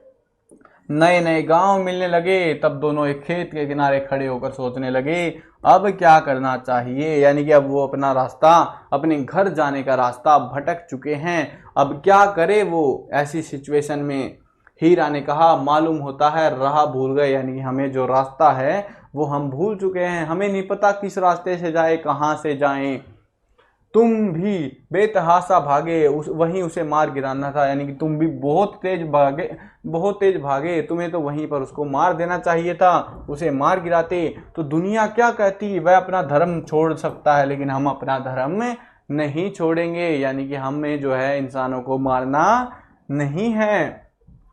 दोनों भूख से व्याकुल हो रहे थे और खेत में थी मटर। आहा, मटर, हरी भरी मटर खाएंगे अब मजे से। मटर को चरने लग गए, रह रहकर आहट लेते कि कोई आता तो नहीं है, पता लगे कोई आ गया उनको पकड़ के ले गया, तो उस चीज का भी वो ध्यान रख रहे थे। जब पेट भर गया और दोनों ने आजादी का अनुभव किया। अब क्या लगता है तुम्हें, क्या ये बैल आजाद हो गए हैं? तुम्हारे मन में सवाल आएगा, आजाद हैं कि नहीं हैं? तुम्हें लग रहा है अब तो सर आज़ाद हो गई है, तो ये दोनों बैल अब जिंदगी में फ्री आज़ादी से घूमेंगे। लेकिन आज़ादी, हमने जो प्रेमचंद ने कहा है, बातें कही हैं कभी कभी कि भैया आज़ादी इतनी आसानी से नहीं मिलती जब तक हम ईंट का जवाब पत्थर से नहीं देते। देखो क्या होगा। अब मस्त होकर कूदने लगे। पहले दोनों ने डकार ली, डकार का मतलब वो छिक गए, पेट भर गया उनका पूरा। फिर सींग मिलाए और एक दूसरे को टेलने लगे। टेलने का मतलब है मस्ती करने लग गए। अब मोती ने हीरा को कई कदम पीछे हटा दिया, यहाँ तक कि वह एक खाई में गिर गया। तब उसे भी क्रोध आ गया और संभल कर उठा और फिर मोती से भिड़ गया। मोती ने देखा खेल में झगड़ा होना चाहता है तो किनारे हट गया, यानी कि मोती अपने मित्र से इतना प्यार करता है, उसको समझ में आ गया कि भाई यहाँ तो गड़बड़ होने वाली है। हीरा को, जो शांत स्वभाव का, उसको गुस्सा आ गया, तो इसीलिए वो चुप हो गया, उसने लड़ना बंद कर दिया। अरे ये क्या, कोई सांड डोंकता चला आ रहा है। सांड कैसे आ रहा है? डोंकता चला। डोंकता का मतलब जैसे कुछ सांड होते हैं, आपने देखा होगा गली के किनारे पर खड़े हुए, कहीं पर जो है कचरे के ढेर में कहीं पर खड़े होते हैं और ऐसे जोर जोर से हंकारे मार रहे होते हैं, हाँ हाँ ऐसे कर रहे होते हैं ना। मतलब मैं सांड थोड़ी हूँ जो मैं आपको वैसी आवाज निकाल के दूंगा, लेकिन वो अजीब सी ऐसे जोर जोर से आवाजें मार रहा था, उसको क्या बोलते हैं हम? डोंकना। तो हाँ, सांड ही है, वो सामने आ पहुंचा। वो सांड जो दोनों के सामने आ गया। दोनों मित्र बगले झांक रहे हैं। दोनों मित्र क्या कर रहे हैं? बगले झांक रहे हैं, मतलब है वो डरे हुए हैं, वो दाएं बाएं देख रहे, करे तो करे क्या। सांड पूरा हाथी है, बहुत तगड़ा सांड था, अट्टा कट्टा। उससे भिड़ना जान से हाथ धोना है, यानी कि अगर उससे टक्कर ली तो तुम मरे समझो, और अगर नहीं ली तो भी मरे समझो, क्योंकि वो हमें ही मारने आ रहा है। लेकिन ना भिड़ने पर भी तो जान बचती नहीं नजर आती, इन्हीं की तरफ आ भी रहा है। कितना भयंकर सूरत है, कितना खतरनाक है। जैसे पहले के टाइम में कुछ योद्धा होते थे, वैसे भयानक सी शकल वाला सांड, भारी भरकम ताकतवर सांड इन दोनों को मारने आ रहा है। मोती ने मुख भाषा में कहा, बुरे फंसे, जान बचेगी, कोई उपाय सोचो। हीरा क्या कह रहा है? मोती कह रहा है मोती कि बुरे फंस गए। मोती वैसे तो गुस्सा है, लेकिन यहाँ वो भी दिमाग लगा रहे, फंस गए भाई आज तो, अब कैसे बचेंगे। हीरा ने चिंतित स्वर में कहा, अपने घमंड में भूला हुआ है, आरजू विनती नहीं सुनेगा, यानी कि वो हमारी बातें नहीं सुनेगा, उसको तो ताकत का नशा चढ़ा हुआ है, वो तो घमंड में है अपने। भाग क्यों न चले, भागना कायरता है। मोती क्या कहता है? भाग चलते हैं। हीरा कहता है नहीं, भागना बेकार है, भागना कायरता है, हम कायर नहीं हैं, तो फिर यहीं मरो। बंदा तो 9-2-11 होता है, बंदा यानी इंसान तो 9-2-11 यानी कि भाग जाता है, हम क्यों नहीं भाग सकते? हम भी तो भाग सकते हैं। और जो दौड़ाए, और तो फिर कोई उपाय सोचो जल्दी। तो यहाँ पे सोच विचार चल रहे हैं कि क्या करे क्या करे, ये सांड आ रहा है, सांड मारेगा हमें, पीटेगा, भागे कि नहीं भागे, भागे कि नहीं भागे, यही सोच रहे हैं तब से। उपाय यही है कि उस पर दोनों जने एक साथ चोट करें, यानी कि दोनों जने एकदम से उस पर हमला करें, तो शायद वो सांड हार जाए। मैं आगे से रगेदता हूं, तुम पीछे से रगेदो। रगेदो का मतलब टक्कर मारो, मैं आगे से टक्कर मारूंगा, तुम पीछे से, मतलब उसको, वो तो उसके तो दो ही सींग है ना, एक आगे से मार सकता है पीछे से, वो तो लेकिन बैलों ने क्या प्लान किया, अगर वो जो है रचना की, प्लानिंग की कि वो जिससे लड़ेगा दूसरा उसको पीछे से मारेगा, पीछे जो है उसके पिछवाड़े में सींग मारेगा, दोहरी मार पड़ेगी तो भाग खड़ा होगा, मेरी और झपटे, तुम बगल से उसके पेट में सींग घुसा देना, और जान जोखिम है पर दूसरा उपाय नहीं है। यानी कि यही एक लौता तरीका है जिससे हम अपनी जान बचा सकते हैं, तो हमें अपनी जान बचा लेनी चाहिए। दोनों मित्र जान हथेलियों पर लेकर लपके। सांड को भी संगठित शत्रुओं से लड़ने का अनुभव या तजुर्बा नहीं था, यानी कि सांड भी जब भी लड़ा वो अकेले सांड से लड़ा। यहाँ दो बैल मिल गए, ये दो बैल बहुत खतरनाक है, देखते जाना तुम। वह तो एक शत्रु से मल्ल युद्ध करने का आदी था, यानी कि उसको आदत पड़ चुकी थी लड़ाई करने की। किससे? सिर्फ एक एनिमी से, यानी कि 1v1 फाइट करता था वो, लेकिन यहाँ 2v1 हो गया भाई, स्कैम होने वाला इसके साथ। जो ही हीरा पर झपका, मोती ने पीछे से दौड़ाया, पीछे से सींग घुसा दिए। सांड उसकी तरफ मुड़ा तो हीरे ने रगेदा, और सांड चाहता था कि एक एक करके दोनों को लपेट दूं, यानी कि दोनों को मार गिराऊं, पर ये दोनों ही उस्ताद थे, उसे ये अवसर ही नहीं दिया कि वो किसी को मार पाए। एक बार सांड झल्ला कर हीरा का अंत कर देने के लिए चला, ऐसे पूरे खूंखार तरीके से, तो मोती ने बगल में आकर पेट में सींग भोग दिए। सांड क्रोध से पीछे फिरा तो हीरा ने दूसरे पहलू में सींग चुभा दिए। आखिरकार बेचारा जख्मी होकर भागा, और दोनों मित्रों ने दूर तक उसका पीछा किया। यानी कि बेटे मजे आ गए अब तो, है ना, मजे आ गए ना। ये बैल जो है, ये सांड जो है, इन बैलों से हार चुका था, यहां तक कि सांड बेदम होकर गिर पड़ा। बोला भाई छोड़ दे मेरे को, मैं तो मरने वाला हूं, मेरे से नहीं भागा जाएगा। इतना भगा भगा के बकाया उसको, पर दोनों ने उसे छोड़ दिया। दोनों मित्र विजय के नशे में झूमते चले जाते थे, यानी कि अब हमसे कौन ही टक्कर लेगा। मोती ने अपनी सांकेतिक भाषा में कहा, मेरा जी तो चाहता था कि बच्चा को मार ही डालू, यानी कि वो चाहता था कि उस सांड को मार डाले। हीरा ने मना कर दिया, तिरस्कार किया। तिरस्कार यानी कि मना करना। गिरा हुआ बैरी पर सींग ना चलाना चाहिए, यानी कि जो दुश्मन हार चुका हो उस दुश्मन पर हमें हमला नहीं करना चाहिए। तो मोती कहता है ये सब ढोंग है, बैरी को ऐसे मारना चाहिए कि फिर ना उठे। बैरी होता है यहाँ पे दुश्मन। क्या होता है यहाँ पे? दुश्मन, यानी कि ये सब तो नौटंकी है, ढोंग है। दुश्मन को तो ऐसे मारो कि वो वापिस कभी जिंदगी में उठ ना पाए। अब घर कैसे पहुंचेंगे वो सोचो तुम, पहले कुछ खा ले तब सोचेंगे। सामने था मटर का खेत। अब देखो मटर के खेत में क्या होने वाला है। फिर मोती उसमें घुस गया। हीरा मना करता रहा पर उसने एक ना सुनी, क्योंकि मोती तो भाई अपनी मर्जी का है। अभी 2 ही 4 ग्रास खाए थे कि 2 आदमी लाठियां लिए दौड़ आए और दोनों मित्रों को घेर लिया, यानी दोनों बैलों को पकड़ लिया। हीरा तो मेड़ पर खड़ा था। हीरा तो क्या कह रहा था? मोती को भी मना कर रहा था, और हीरा खुद जो है मेड़ पर। मेड़ क्या होती है? जैसे जो एकड़ है जमीन की, जो बाउंड्री होती है ना, तो उसके किनारों पर जो मिट्टी के एक मोटी सी परत चढ़ा देते हैं, हरियाणा में जिसको डोड़ बोलते हैं। अलग अलग जो है अलग अलग नाम रखे हुए हैं, हिंदी में उसको मेड़ बोलते हैं। वो 4 दीवारी होती है जो जमीन की, तो मतलब ईंटों की नहीं, मिट्टी की दीवारी, ठीक है, मतलब मिट्टी का ढेर लगाते चले जाते हैं। तो वो जो मेड़ पर खड़ा था, मोती सींचे हुए खेत में था। सींचा हुआ खेत यानी कि जिसमें पानी भरा होता है खेत में, वैसे खेत में था। उसके खुर कीचड़ में धंसने लगे। वो फंस गया उस कीचड़ में, ना भाग सका, पकड़ लिया गया। हीरा ने देखा संगी संकट में है तो लौट पड़ा, यानी कि हीरा तो भागने की फिराक में था, लेकिन उसका जो दोस्त था मोती, उसका भाई था, वो पकड़ा जा चुका था। तो फंसेंगे तो दोनों फंसेंगे। रखवालों ने उसे भी पकड़ लिया। प्रातःकाल दोनों मित्र कांजी होश में बंद कर दिए गए, यानी कि एक ऐसी जगह पे बंद कर दिए जहां उनकी किस्मत मौत का इंतजार करने वाली थी। कहां पर? कांजी होश में। कांजी होश क्या होता है? आवारा पशुओं को रखने की जगह है। जो आवारा पशु भटकते रहते हैं उनको पकड़ पकड़ के एक जगह बंद कर देते हैं, और उसको उस जगह को नाम दिया हुआ है कांजी होश। तो कांजी होश में उनको बंद कर दिया गया। दोनों मित्रों को जीवन में पहली बार ऐसा साबिका पड़ा कि सारा दिन बीत गया और खाने को एक तिनका भी ना मिला। यानी कि पूरा दिन बीत गया। वहां तो सूखा भूसा मिल जाता था गया के, वहां जहूरी अच्छा खाना देता था, यहाँ सूखा भूसा भी नहीं था। यानी कि बिल्कुल खाली पेट, कोई तिनका भी ना मिला। समझ में ही नहीं आता था ये कैसा स्वामी है, इससे तो गया फिर भी अच्छा था। यानी कि इससे तो गया अच्छा था। यहाँ कई भैंसें थी, कई बकरियां, कई घोड़े, कई गधे, पर किसी के सामने चारा ना था। यानी कि यहाँ तो अलग अलग प्रकार के बहुत सारे जानवर बंधे हुए थे, पर चारा किसी के भी सामने नहीं था। सब जमीन पर मुर्दों की तरह पड़े थे, यानी कि मरने वाले थे, जैसे मर गए हों वैसे पड़े थे। कई तो इतने कमजोर हो गए थे कि खड़े भी ना हो सकते थे। सारा दिन दोनों मित्र फाटक की ओर टकटकी लगाए ताकते रहे। फाटक होता है दरवाजा, यानी कि गेट जो होता है, जो वैसा गेट होता है ना ऐसे स्लाइड वाला सरका देते हैं, वो उसको फाटक बोलते हैं। तो वो फाटक की ओर टकटकी लगाए ताकते रहे, पर कोई चारा लेकर आता ना दिखाई दिया। यानी कि कोई भी चारा लेकर वहां पर नहीं आया। तब दोनों ने दीवार में नमकीन मिट्टी चाटनी शुरू कर दी, पर इससे क्या तृप्ति होती। यानी कि वो तो भूखे थे और इस भूख की शांति क्या इस मिट्टी से हो सकती थी दीवार की।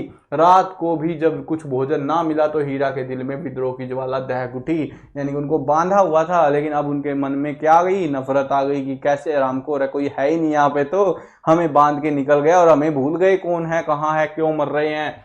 मोती से बोला अब तो नहीं रहा जाता मोती, क्योंकि मोती तो फिर भी दो चार निवाले खाया था, हीरा उससे भी ज्यादा भूखा था। तो मोती से कहता है भाई मेरे से नहीं रहा जा रहा। और ये देखो ये है यहाँ पे, अब ये सीन क्या है, ये देखो एक सांड दीवार में मार रहा है टक्कर, ये जो है एक आदमी यहाँ खड़ा हुआ है लालटेन लिए, क्या हो रहा है ये, यहाँ पे अलग अलग जानवर, बकरियां वगैरह, घोड़े, गाय, भैंस बंधी हुई हैं। अब क्या होगा देखते जाओ बस। ये सांड देख रहे हो कितने तगड़े तगड़े बैल थे ये उस समय। मोती ने सिर लटकाए हुए जवाब दिया, मुझे तो मालूम होता है प्राण निकल रहे हैं। मोती कहता है मुझे तो लग रहा है मरने वाले हैं, इतनी जल्दी हिम्मत ना हारो भाई, यहाँ से भागने का कोई उपाय निकालना चाहिए। आओ दीवार तोड़ डालें, मुझसे तो अब कुछ नहीं होगा। बस इसी बूते पर अकड़ते थे, सारी अकड़ निकल गई। यानी कि जो मोती है, मोती मना कर रहा है कि भाई मेरे से नहीं होगा, मैं तो थका हुआ हूँ, मेरे में जान नहीं बची। और हीरा उसकी बेइज्जती कर रहा है ताकि उसको जोश आ जाए कि इसीलिए करते थे तुम, यही ताकत बची तेरे में। अब बाड़े की दीवार कच्ची थी। कच्ची दीवार कैसी होती है पता है, ईंटें रखो उसके ऊपर मिट्टी का लेप लगाओ, फिर ईंटें रखो, फिर मिट्टी, फिर ईंटें, फिर मिट्टी, तो वैसी दीवार थी ये, कच्ची दीवार बोलते हैं उसको।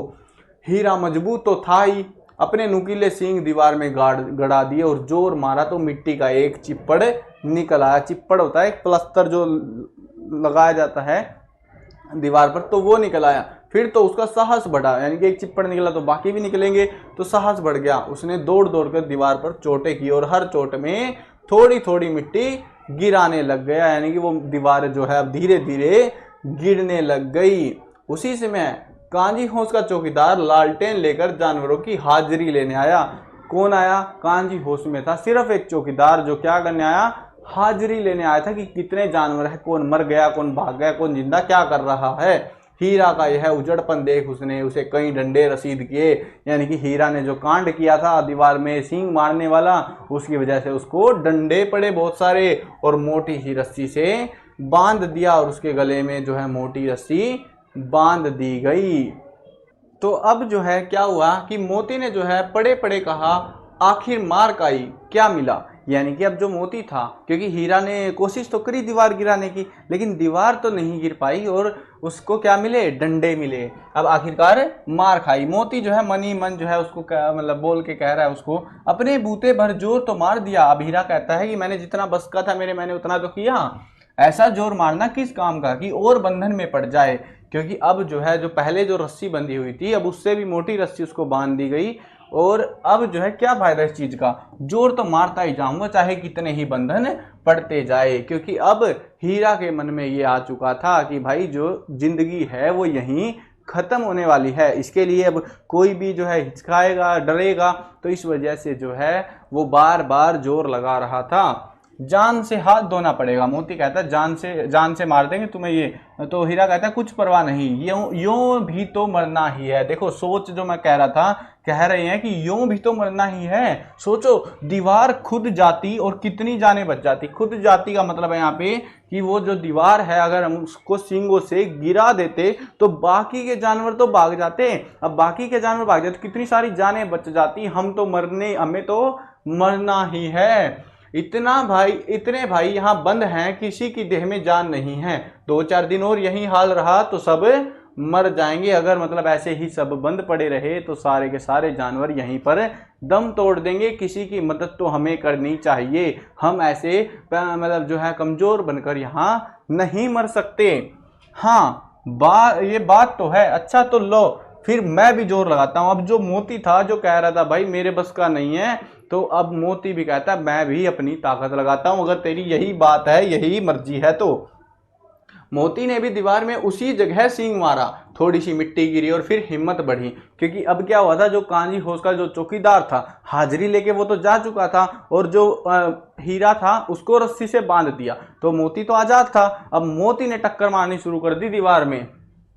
फिर तो वह दीवार में सींग लगाकर इस तरह से जोर करने लगा मानो किसी प्रतिद्वंद्वी से लड़ रहा हो, यानी कि कोई चैलेंजर हो। दीवार ऐसे हो रखा था, दीवार वसीज मोती कौन जीतेगा।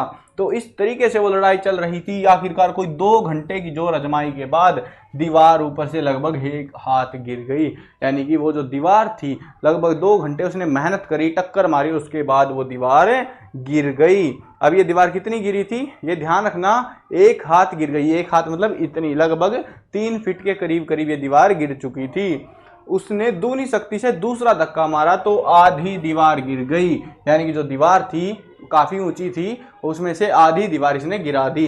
दीवार का गिरना था कि अधमरे से पड़े सभी जानवर चेत हो उठे। चेत का मतलब होता है जागृत, अलर्ट हो गए सारे के सारे। क्या हो गए? अलर्ट। अलर्ट का मतलब जाग गए, वो एकदम से मरे पड़े थे, जान आ गई एकदम से। आजादी का एक रास्ता, यानी कि यहां पर लेखक बताना चाह रहा है हमको कि आजादी सभी जानवरों को प्यारी है। तीनों घोड़ियां सरपट भागी। अब यहाँ पे ध्यान से सुन लेना, क्योंकि यहाँ से क्वेश्चन जब इस चैप्टर में से पूछते हैं तो भाई बड़े बड़े बच्चे, जो होशियार बच्चे बनते हैं, वो भी फेल हो जाते हैं, क्योंकि वो भूल जाते हैं वो बातें जो एग्जामिनर पूछने वाला है। कांजी हाउस में कितनी घोड़ियां बंद थी? क्या कितनी घोड़ियां बंद थी? अब इन्होंने डायरेक्टली तो बताएंगे नहीं। 3 घोड़ियां सरपट भाग निकली, फिर बकरियां निकली और इसके बाद भैंसें भी खिसक गई, पर गधे अभी तक ज्यों के त्यों खड़े थे। गधे खड़े रह गए। अब वहां पे पूछते हैं सभी जानवर भाग गए, कौन से जानवर वहां जो है नहीं भागा? तो कौन सा? गधा। गधा नहीं भागा। कौन जी उसमें कितनी घोड़ियां थी? 3 घोड़ियां थी। ठीक है, इस तरीके के क्वेश्चन आपको यहाँ से पूछते हैं और ज्यादातर बच्चे इसको गलत करके आ जाते हैं क्योंकि उनको याद ही नहीं रहता भाई ये। हीरा ने पूछा तुम दोनों क्यों नहीं भाग जाते? किनसे पूछा? गधे से। एक गधे ने कहा जो कहीं फिर पकड़ लिया जाए, मतलब वो कह रहा है कि फिर से पकड़ लेंगे कहीं ना कहीं तो हमें क्या फायदा, हम क्यों यहाँ से भागें? तो क्या हर्ज है, अभी तो भागने का अवसर है, अभी तो मौका है। हमको तो डर लगता है, हम यहीं पड़े रहेंगे, हम नहीं भागेंगे बिल्कुल भी।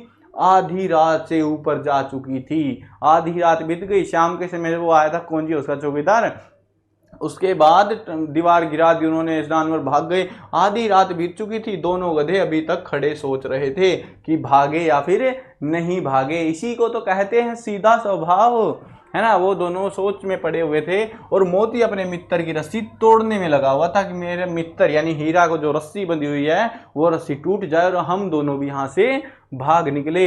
जब वह हार गया, यानी कि उसने पूरी कोशिश करी रस्सी तोड़ने की, वो नहीं टूटी, तो हीरा ने कहा तुम जाओ, मुझे यहीं पड़ा रहने दो, यानी कि तुम भाग जाओ, शायद कहीं भेंट हो जाए, शायद कहीं फिर से हमें मिलने का मौका मिल जाए इस जीवन में। मोती ने कहा आंखों में आंसू लाकर। तो आंखों में आंसू आ गए मोती के, क्योंकि मोती अपने भाई हीरा से बहुत प्यार करता था। तो उसने कहा तुम मुझे इतना स्वार्थी समझते हो हीरा? हम और तुम इतने दिनों एक साथ रहे हैं, आज तुम विपत्ति में पड़ गए तो मैं तुम्हें छोड़कर अलग हो जाऊं? तुम ये सोच रहे हो कि मैं तुम्हें छोड़ के चला जाऊंगा? तो हीरा ऐसी बात नहीं है, तुम मेरे दोस्त हो, मैं तुम्हारे लिए अपनी जान भी दे दूंगा। हीरा ने कहा बहुत मार पड़ेगी, क्योंकि दीवार किसने गिराई? मोती ने। तो मोती को भी मार पड़ेगी, लोग समझ जाएंगे ये तुम्हारी शरारत है। तो मोती गर्व से बोला जिस अपराध के लिए तुम्हारे गले में बंधन पड़ा, यानी तुम्हें बंदी बनाया गया, उसके लिए अगर मुझ पर मार पड़े तो मुझे इसकी कोई चिंता नहीं है। मुझे क्या चिंता, इतना तो ही हो गया कि 9-10 प्राणियों की जान बच गई। कितने प्राणियों की? ध्यान से सुनो दोबारा, कितने प्राणियों की जान बच गई?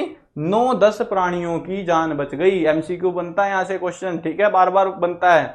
तो 9-10 प्राणियों की जान बच गई। वे सब तो आशीर्वाद देंगे। ये कहते हुए मोती ने दोनों गधों पर सींगों से मार मार कर बाड़े से बाहर निकाला। यानी कि गधे अब भी ये सोच रहे हैं जाएं या नहीं जाएं, जाएं नहीं जाएं। तो मोती बोला जाते हो कि नहीं जाते हो? उसको सींगों से धक्के मार मार के बाहर भगा दिया। तब अपने बंधु के पास आकर सो रहा, मतलब आराम से अपने मित्र, अपने बंधु यानी हीरा जो बंधा हुआ था उसके पास आके बैठ गया। भोर होते ही, भोर होता है सुबह का समय, जब सूर्य उदय हो रहा होता है सुबह के 6 बजे के आसपास। भोर होते ही मुंशी और चौकीदार और अन्य कर्मचारियों ने कैसी खलबली मची, इसे लिखने की जरूरत नहीं है। यानी कि सुबह हुआ, सुबह होते ही जब उन्होंने दीवार गिरी हुई देखी, जानवर सारे गायब और बचे हैं सिर्फ वो 2 बैल। अब जो है वो खलबली मच गई, अफरा तफरी मच गई, ये क्या हो गया, सब जानवर भाग गए, ये वो, मतलब उनकी कोई प्लानिंग होगी उन जानवरों को लेके, लेकिन यहाँ पे सारा चौपट पानी हो गया। बस इतना ही काफी है कि मोती की खूब मरम्मत हुई। मरम्मत का मतलब है लाठियों से पीटा गया और उसे भी मोटी रस्सी से बांध दिया गया। यानी कि अब दोनों के गले में मोटी रस्सी के बंधन बंध चुके थे, अब दोनों आजाद नहीं हो सकते थे। अब उनका जीवन कौन सा नया मोड़ लेकर आएगा वो हम जानेंगे। 1 सप्ताह तक दोनों मित्र वहां बंधे पड़े रहे। अब सोच लो 1 सप्ताह कोई खाना नहीं, 1 सप्ताह तक, और पहले भी वो भूखे थे 1-2 दिन से। तो इतना टाइम हो गया उनको, कोई नहीं पूछ रहा कहाँ हो, क्या हो, कैसे हो। क्या होता, किसी ने चारे का एक तृण भी ना डाला, यानी कि उनको खाना नहीं मिला। हाँ, एक बार पानी दिखा दिया जाता, क्या मिलता था उनको? सिर्फ पानी मिलता था पीने को, खाने को कुछ भी नहीं मिलता। यानी उनका व्रत रखवा दिया गया। तो यही उनका आधार था। दोनों इतने दुर्बल हो गए थे। दुर्बल का मतलब है यहाँ पे कमजोर। क्या मतलब है? कमजोर, वीक बोल सकते हो। तो वो कमजोर हो गए थे कि उठा तक नहीं जाता और ठिठरियां निकल आई थी। ठिठरियां क्या होती हैं? हड्डियां, कुछ जानवर होते हैं ना सुकड़े दुबले, हड्डियां निकल के पूरी हड्डियां दिख रही है, मतलब ऐसा लगता है जैसे कि वो हड्डी ही है, हड्डी के ऊपर बस खाल चुपड़ दी है। और बिल्कुल ऐसा दुबला पिचका हुआ शरीर उन दोनों बैलों का हो गया, क्योंकि 1 हफ्ते से उनको खाना नहीं मिला था। और वो इस वजह से इतने कमजोर हो गए कि उनकी ठठरियां भी निकल आई और वो खड़े भी नहीं हो पा रहे थे। एक दिन बाड़े के सामने डुग्गी बजने लगी। डुग्गी जैसे होते हैं ना ढोल नगाड़े, वो ऐसी सी होती है वो डुग्गी भी, तो वो बजने लगी। और दोपहर होते होते 50-60 आदमी वहां इकट्ठा हो गए। यानी कि कुछ तो उत्सव का मौका है। कहीं ऐसा तो नहीं कि इन बैलों की बलि दी जाने वाली है, या कहीं ऐसा तो नहीं कि इन बैलों को मारा जाएगा, पीटा जाएगा, या इन बैलों का प्रदर्शन होगा। देखते हैं क्या होगा इन बैलों का, बेचारों का, या वो अपना त्योहार मना के चले जाएंगे। तब दोनों मित्र निकाले गए। भाई कुछ तो होने वाला है इन बैलों के साथ में। दोनों मित्र को निकाले गए, वहां से रस्सियां खोली, उनको लेके आए। वो उनकी ठठरियां निकली हुई है, वो खड़े भी नहीं हो पा रहे। क्या तुम्हें लगता है अब वो सींग चलाएंगे? नहीं, सींग नहीं, वो जान, उनको चलना भी मुश्किल हो रहा है। और उनकी देखभाल होने लगी। ओ भाई क्या बात है, उनकी देखभाल होने लगी। उनकी तो किस्मत चमक गई। किस्मत नहीं चमकी, बस कुछ स्कैम होने वाला है उनके साथ में। तो लोग आकर उनकी सूरत देखते और मन फीका करके चले जाते। ऐसे मृतक बैलों का कौन खरीदार होता? यानी कि उन बैलों की अब बोली लगा दी गई कि कोई तो इन बैलों को खरीद के ले जाओ। लेकिन उन्होंने 1 हफ्ते से खाना नहीं खाया था, तो भाई कौन उनको देख के ऐसे, वो सुकड़े से बैलों को देख के कौन खरीदता, कौन उन पे बोली लगाता। सहसा यानी अचानक एक दढ़ियल आदमी, दढ़ियल यानी कि बड़ी उम्र का, एक बूढ़ा सा, बूढ़ा भी नहीं कह सकते, थोड़ी बड़ी सी उम्र का दाढ़ी वाला आदमी, ठीक है, एक दढ़ियल आदमी जिसकी आंखें लाल थी और मुद्रा यानी कि पहरावा अत्यंत कठोर और आया, और दोनों बैलों के कुल्हों में उंगलियां गोद कर मुंशी जी से बातें करने लगा। ऐसे कुल्ले में ऐसे उंगलियां घुसा ली पेट में, उसके हट खाल के अंदर से पेट में घुसा रखी उंगलियां, और ऐसे करके मुंशी से बतला रहा है। मतलब ऐसा लग रहा है कि जैसे कोई जो है कातिल हो जानवरों का, और ऐसा व्यक्ति अब उनको लेकर जाने वाला था खरीद कर। कहीं उसका व्यापार ऐसा तो नहीं है कि उनको हत्थे पे कटवा दिया जाएगा बैलों को, या उनकी किस्मत उसको कहीं और लेके जाएगी। रोमांच बढ़ चुका है कहानी में। यानी वो बैल जो झूरी के घर पे मजे से रहते थे, वहां से वो गया के घर पे गए जहां थोड़े तकलीफ हुई, वहां से भागे, कांजी होश में फंसे, और अब यहां आकर ये मरने की हालत में थे। लेकिन दढ़ियल ने इनको बचा लिया, और बचाने के बदले शायद जान मांग ली जाए। अब देखते हैं क्या होगा। उनका चेहरा देखकर अंतर्ज्ञान से दोनों मित्रों के दिल कांप उठे। दोनों मित्र डर गए कि शायद यही तुम्हारा अंतिम दिन है, इसके बाद जिंदगी समाप्त। ये वो सोचने लग गए वो कौन है और उन्हें क्यों टटोल रहा है, उनके शरीर में क्यों उंगलियां घुसा रहा है। इस विषय में उन्हें कोई संदेह नहीं था, कुछ समझ नहीं आ रहा था। दोनों ने एक दूसरे को भीत नेत्रों से देखा। भीत यानी कि प्यार भरी नजरों से देखा और सिर झुका लिया। यानी कि वो कह रहे हो मन ही मन कि भाई हमारा वक्त आ चुका है, हम अलविदा कहने के तत्पर हैं। ऐसे हालात इस तरीके से देखा। हीरा ने कहा, गया के घर से नाहक भाजे अब जान ना बचेगी। नाहक भाजे मतलब कि गया के घर से हम गलती से भाग लिए, मतलब हमारी गलती थी वो कि हम वहां से गया के घर से भाग लिए, अब जान हमारी नहीं बचने वाली। मोती ने अश्रद्धा के भाव से उत्तर दिया। अब मोती क्या कहता है, हीरा को अपनी मौत का डर सता रहा है। मोती का क्या भाव आ गया, कहते हैं भगवान सबके ऊपर दया करते हैं, उन्हें हमारे ऊपर क्यों दया नहीं आती। यानी भगवान ने हमारे बारे में क्यों नहीं सोचा, हम जीवों पर इतना अत्याचार क्यों हो रहा है। भगवान के लिए तो हमारा मरना जीना दोनों बराबर हैं। चलो अच्छा ही है, कुछ दिन उनके पास तो रहेंगे। एक बार भगवान ने उस लड़की के रूप में हमें बचाया था, क्या अब ना बचाएंगे। यानी कि मोती कह रहा है कि भगवान ने एक बार तो लड़की की वजह से बचाया हुआ था हमको, हमारी जान बचा ली, लड़की ने हमें आजाद किया था ना, क्या अब हमें नहीं बचाएंगे भगवान। ये आदमी छुरी चलाएगा, देख लेना। देखो जैसा मुझे लग रहा था अंदेशा, जैसा अनुभव आता है हमें कहानियों से, वैसा ही निकला ये आदमी। तो ये तो भाई छुरी लेके, छुरी होती है बड़ा चाकू, तो वो जो है लेके हमारे ऊपर चलाने वाला है। यानी कि हमारी बोटी बोटी काट डालेगा।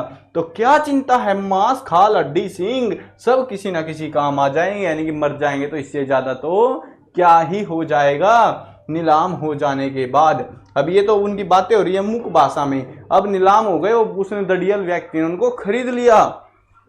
नीलाम हो जाने के बाद दोनों मित्र उस दढ़ियल के साथ चले।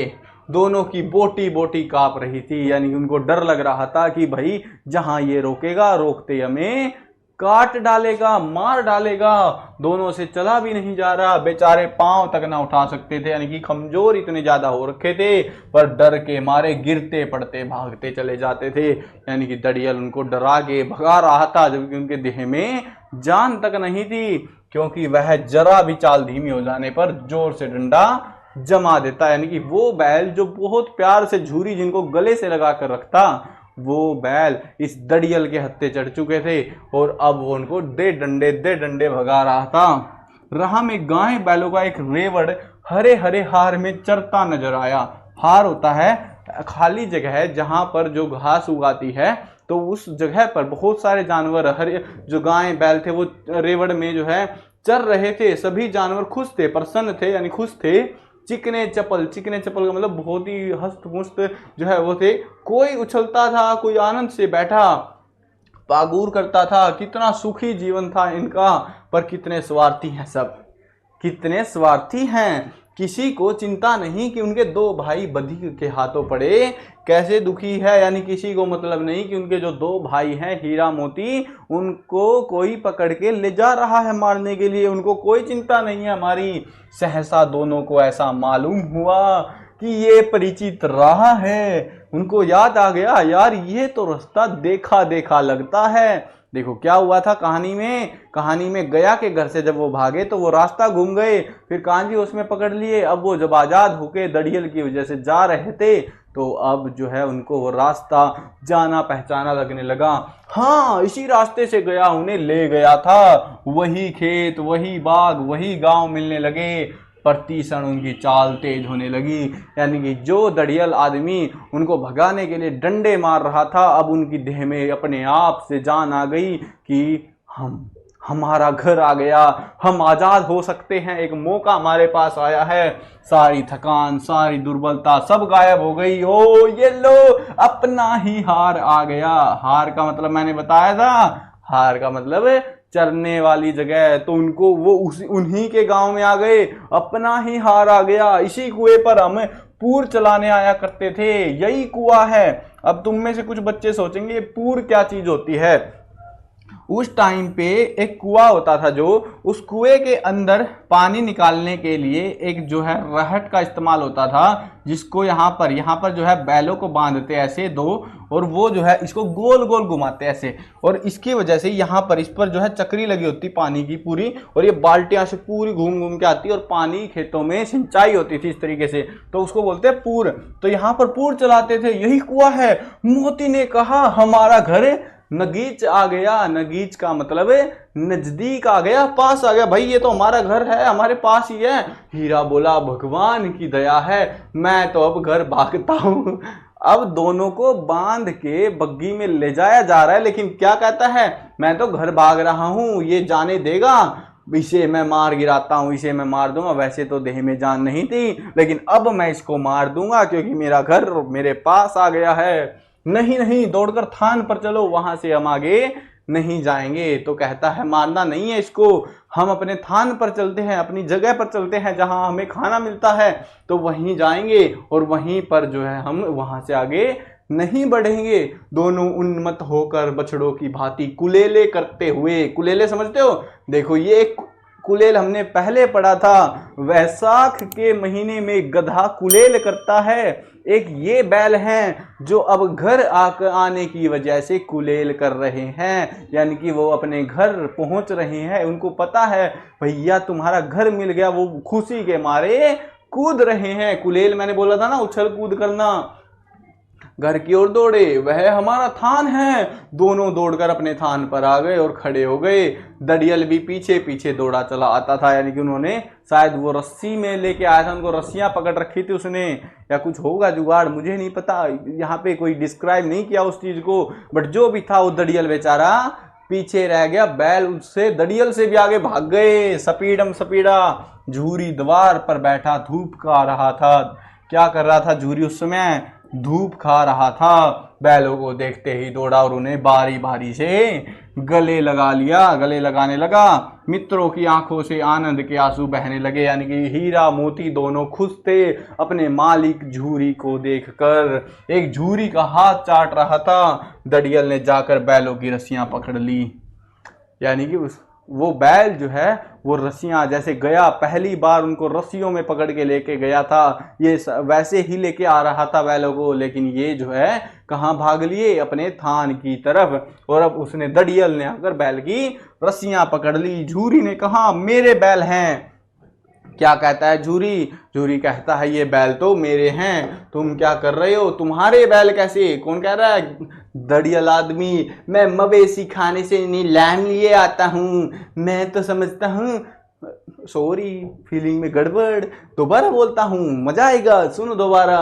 तुम्हारे बैल कैसे? मैं मवेशी खाने से नीलाम लिए आता हूँ, मैं खरीद के लाया हूँ इन बैलों को, तुमने कैसे अपना समझ लिया इन बैलों को? तो झूरी कहता है मैं तो समझता हूँ चुराए लिए आते हो, चुरा के लाए हो ना तुम, मुझे पता है। चुपके से चले जाओ, मेरे बैल है, मैं बेचूंगा तो बिकेंगे। किसी को मेरे बैल नीलाम करने का अख्तियार क्या है? अख्तियार मतलब अधिकार, किसी को मेरे बैल बेचने का अधिकार नहीं है, मैं बेचूंगा तो बिकेंगे। तू है कौन? जाकर थाने में रिपोर्ट कर दूंगा तेरी। तो रिपोर्ट मतलब रिपोर्ट कर दूंगा, एफआईआर करवा दूंगा तेरी। किसको कह रहा है? झूरी को धमकी दे रहा है। मेरे बैल है और इसका सबूत है, ये मेरे दरवाजे पर खड़े हुए हैं। दड़ियल झल्ला कर बैलों को जबरदस्ती पकड़ ले जाने के लिए बढ़ा। यानी कि झल्ला कर का मतलब चिंगर गया, वो गुस्सा हो गया, ऐसे सनक गई उसकी दड़ियल आदमी की, तो जबरदस्ती बैलों को ले जाने के लिए आगे बढ़ा। उसी वक्त मोती ने सींग चला दिया। मोती बोला मैं नहीं जाऊंगा, ऐसे करने लगा, मैं नहीं जाऊंगा तेरे साथ, मना कर रहा है। दड़ियल पीछे हटा। मोती ने पीछा किया और दड़ियल भाग गया। बेचारा दड़ियल, किस्मत खराब दड़ियल की, छुरी बेचारे की रह गई। मोती पीछे दौड़ा। गांव के बाहर निकल जाने पर वो रुका, पर खड़ा दड़ियल का रास्ता देख रहा था कि दड़ियल आके दिखा दे तू मेरे गांव में, मेरे घर पे आके दिखा दे तू, मैं बता दूंगा तुझे। दड़ियल दूर खड़ा धमकियां दे रहा था, गालियां निकाल रहा था, पत्थर फेंक रहा था, और मोती विजय सूर की भांति उसका रास्ता रोके खड़ा था। विजयी सूर का मतलब होता है यानी कि जैसे उसने जीत हासिल करके एक बड़ा विजेता ऐसे छाती चौड़ी करके ऐसे खड़ा, आजा भाई तू कौन है, तू आजा दड़ियल, मेरे गांव में घुसेगा तू। जब दड़ियल हार कर चला गया तो मोती अकड़ता हुआ लौटा। कैसे लौटा? अकड़ता हुआ। तुम्हें पता है मोती का स्वभाव कैसा था? शुरू से ही ताकत वाला अकड़ू स्वभाव का था। हीरा ने कहा मैं डर रहा था कि कहीं तुम गुस्से में आकर मार ना बैठो, अगर वो मुझे पकड़ता तो मैं बे मारे ना छोड़ता। मोती कह रहा मैं नहीं छोड़ता उसको, अगर आ भी जाता तो। अब नहीं आएगा क्या नहीं आएगा? अब वो जिंदा वापिस नहीं आएगा, मतलब मार के नहीं आया, मतलब वापिस नहीं आएगा। आएगा तो दूर से ही खबर लूंगा, देखूं कैसे ले जाता है। मैं जो गोली मरवा दे मर जाऊंगा, पर उसके काम तो नहीं आऊंगा। उस दड़ियल आदमी के पास मैं कभी नहीं जाऊंगा। हमारी जान की कोई जान ही नहीं, हमारी जान को कोई जान ही नहीं समझता, इसीलिए कि हम इतने सीधे हैं। यानी कंक्लूजन क्या कह रहे हैं? इस कंक्लूजन, कहानी का कंक्लूजन कुछ और है। तुम्हें कुछ और समझ आ रहा होगा कंक्लूजन, अभी तक देखते जाना बस। जरा देर में नांदों में, नांद समझते हो, खाने की जगह थी, वहां पर खली भूसा चोकर दाना सब भर दिया गया और दोनों मित्र खाने लगे। झूरी खड़ा दोनों को सहला रहा था और 20 लड़के तमाशा देख रहे थे। सारे गांव में उछाल सा मालूम होता था। उछाल यानी कि उछाल सा कह सकते हो, खुशी का एक माहौल, ऐसे चर्चा हो रखी थी पूरी, वो वैसा था। उसी समय मालकिन ने आकर दोनों के माथे चूम लिए। ये वही मालकिन थी जो बैलों से नफरत कर बैठी थी। अब उसी ने आके उन दोनों को उनके माथे चूम लिए। उसके बाद आती है आपकी अभ्यास की एक्सरसाइज। ठीक है, क्या आप एक्सरसाइज अलग वीडियो में नहीं करना चाहोगे? डिस्क्रिप्शन में प्लेलिस्ट के लिंक है, या फिर ये वीडियो जब कंप्लीट हो जाएगी तो वहां पर आपको ऑटोमेटिक स्क्रीन पर एक प्लेलिस्ट आएगी, उसमें देख लेना। अब उसमें क्या क्या मिलेगा? क्वेश्चन आंसर मिलेंगे आपको सीबीएसई के लिए टेक्सचुअल वाले। इंपॉर्टेंट क्वेश्चन जब हम बनाएंगे तो वो भी आपको उसी प्लेलिस्ट में मिलेंगे। एग्जाम पर्सपेक्टिव से कौन कौन से क्वेश्चन आ सकते हैं, ये सारे क्वेश्चन, नोट्स, समरी, सब कुछ आपको cclchapter.com वेबसाइट पर मिलेगा। अब ये थी हमारी पूरी कहानी। अब इस कहानी का सार तो समझ लो, भागो मत, अभी 2 मिनट और दे दो मेरे को, बस तुम्हारा दिमाग हिलने वाला है। यहाँ पर दोनों बैलों ने पूरा संघर्ष किया, सबको पता है ये बात, समझ में आपको भी आ गई कैसे संघर्ष किया। अब जो ये संघर्ष था, इसमें आखिर में जो बातें हुई, यानी कि वो अपने मालिक के पास आ जाते हैं और खुशी से जीने लगते हैं। तो यहाँ पर पूरा कंक्लूजन घुमा फिरा के क्या था कि आज़ादी की कीमत चुकानी पड़ती है, आज़ादी ऐसे ही नहीं मिल जाती। इन दोनों बैलों ने, हीरा ने और मोती ने, कितनी भारी कीमत चुकाकर आज़ादी हासिल की थी। लेकिन ये आज़ादी उनके लिए आज़ादी थी, और ये तब अच्छे बन गए, तब बैल अच्छे बन गए जब इन्होंने ईंट का जवाब पत्थर से देना सीख लिया। यानी सीधा होना इस दुनिया के लिए अच्छी बात नहीं है। आई होप क्लियर हो गया होगा चैप्टर, आपको इंटरेस्टिंग लगी होगी कहानी। ऐसी ही इंटरेस्टिंग कहानी अगर आपको देखनी है तो भाई बाकी की वीडियोस प्लेलिस्ट में है। वीडियो खत्म होते स्क्रीन पे आ जाएगी प्लेलिस्ट, तो प्लेलिस्ट में आप बाकी की वीडियोस देख सकते हो। मिलते हैं नई वीडियो में। चैनल सब्सक्राइब नहीं किया है तो सब्सक्राइब भी कर लेना। Bye bye.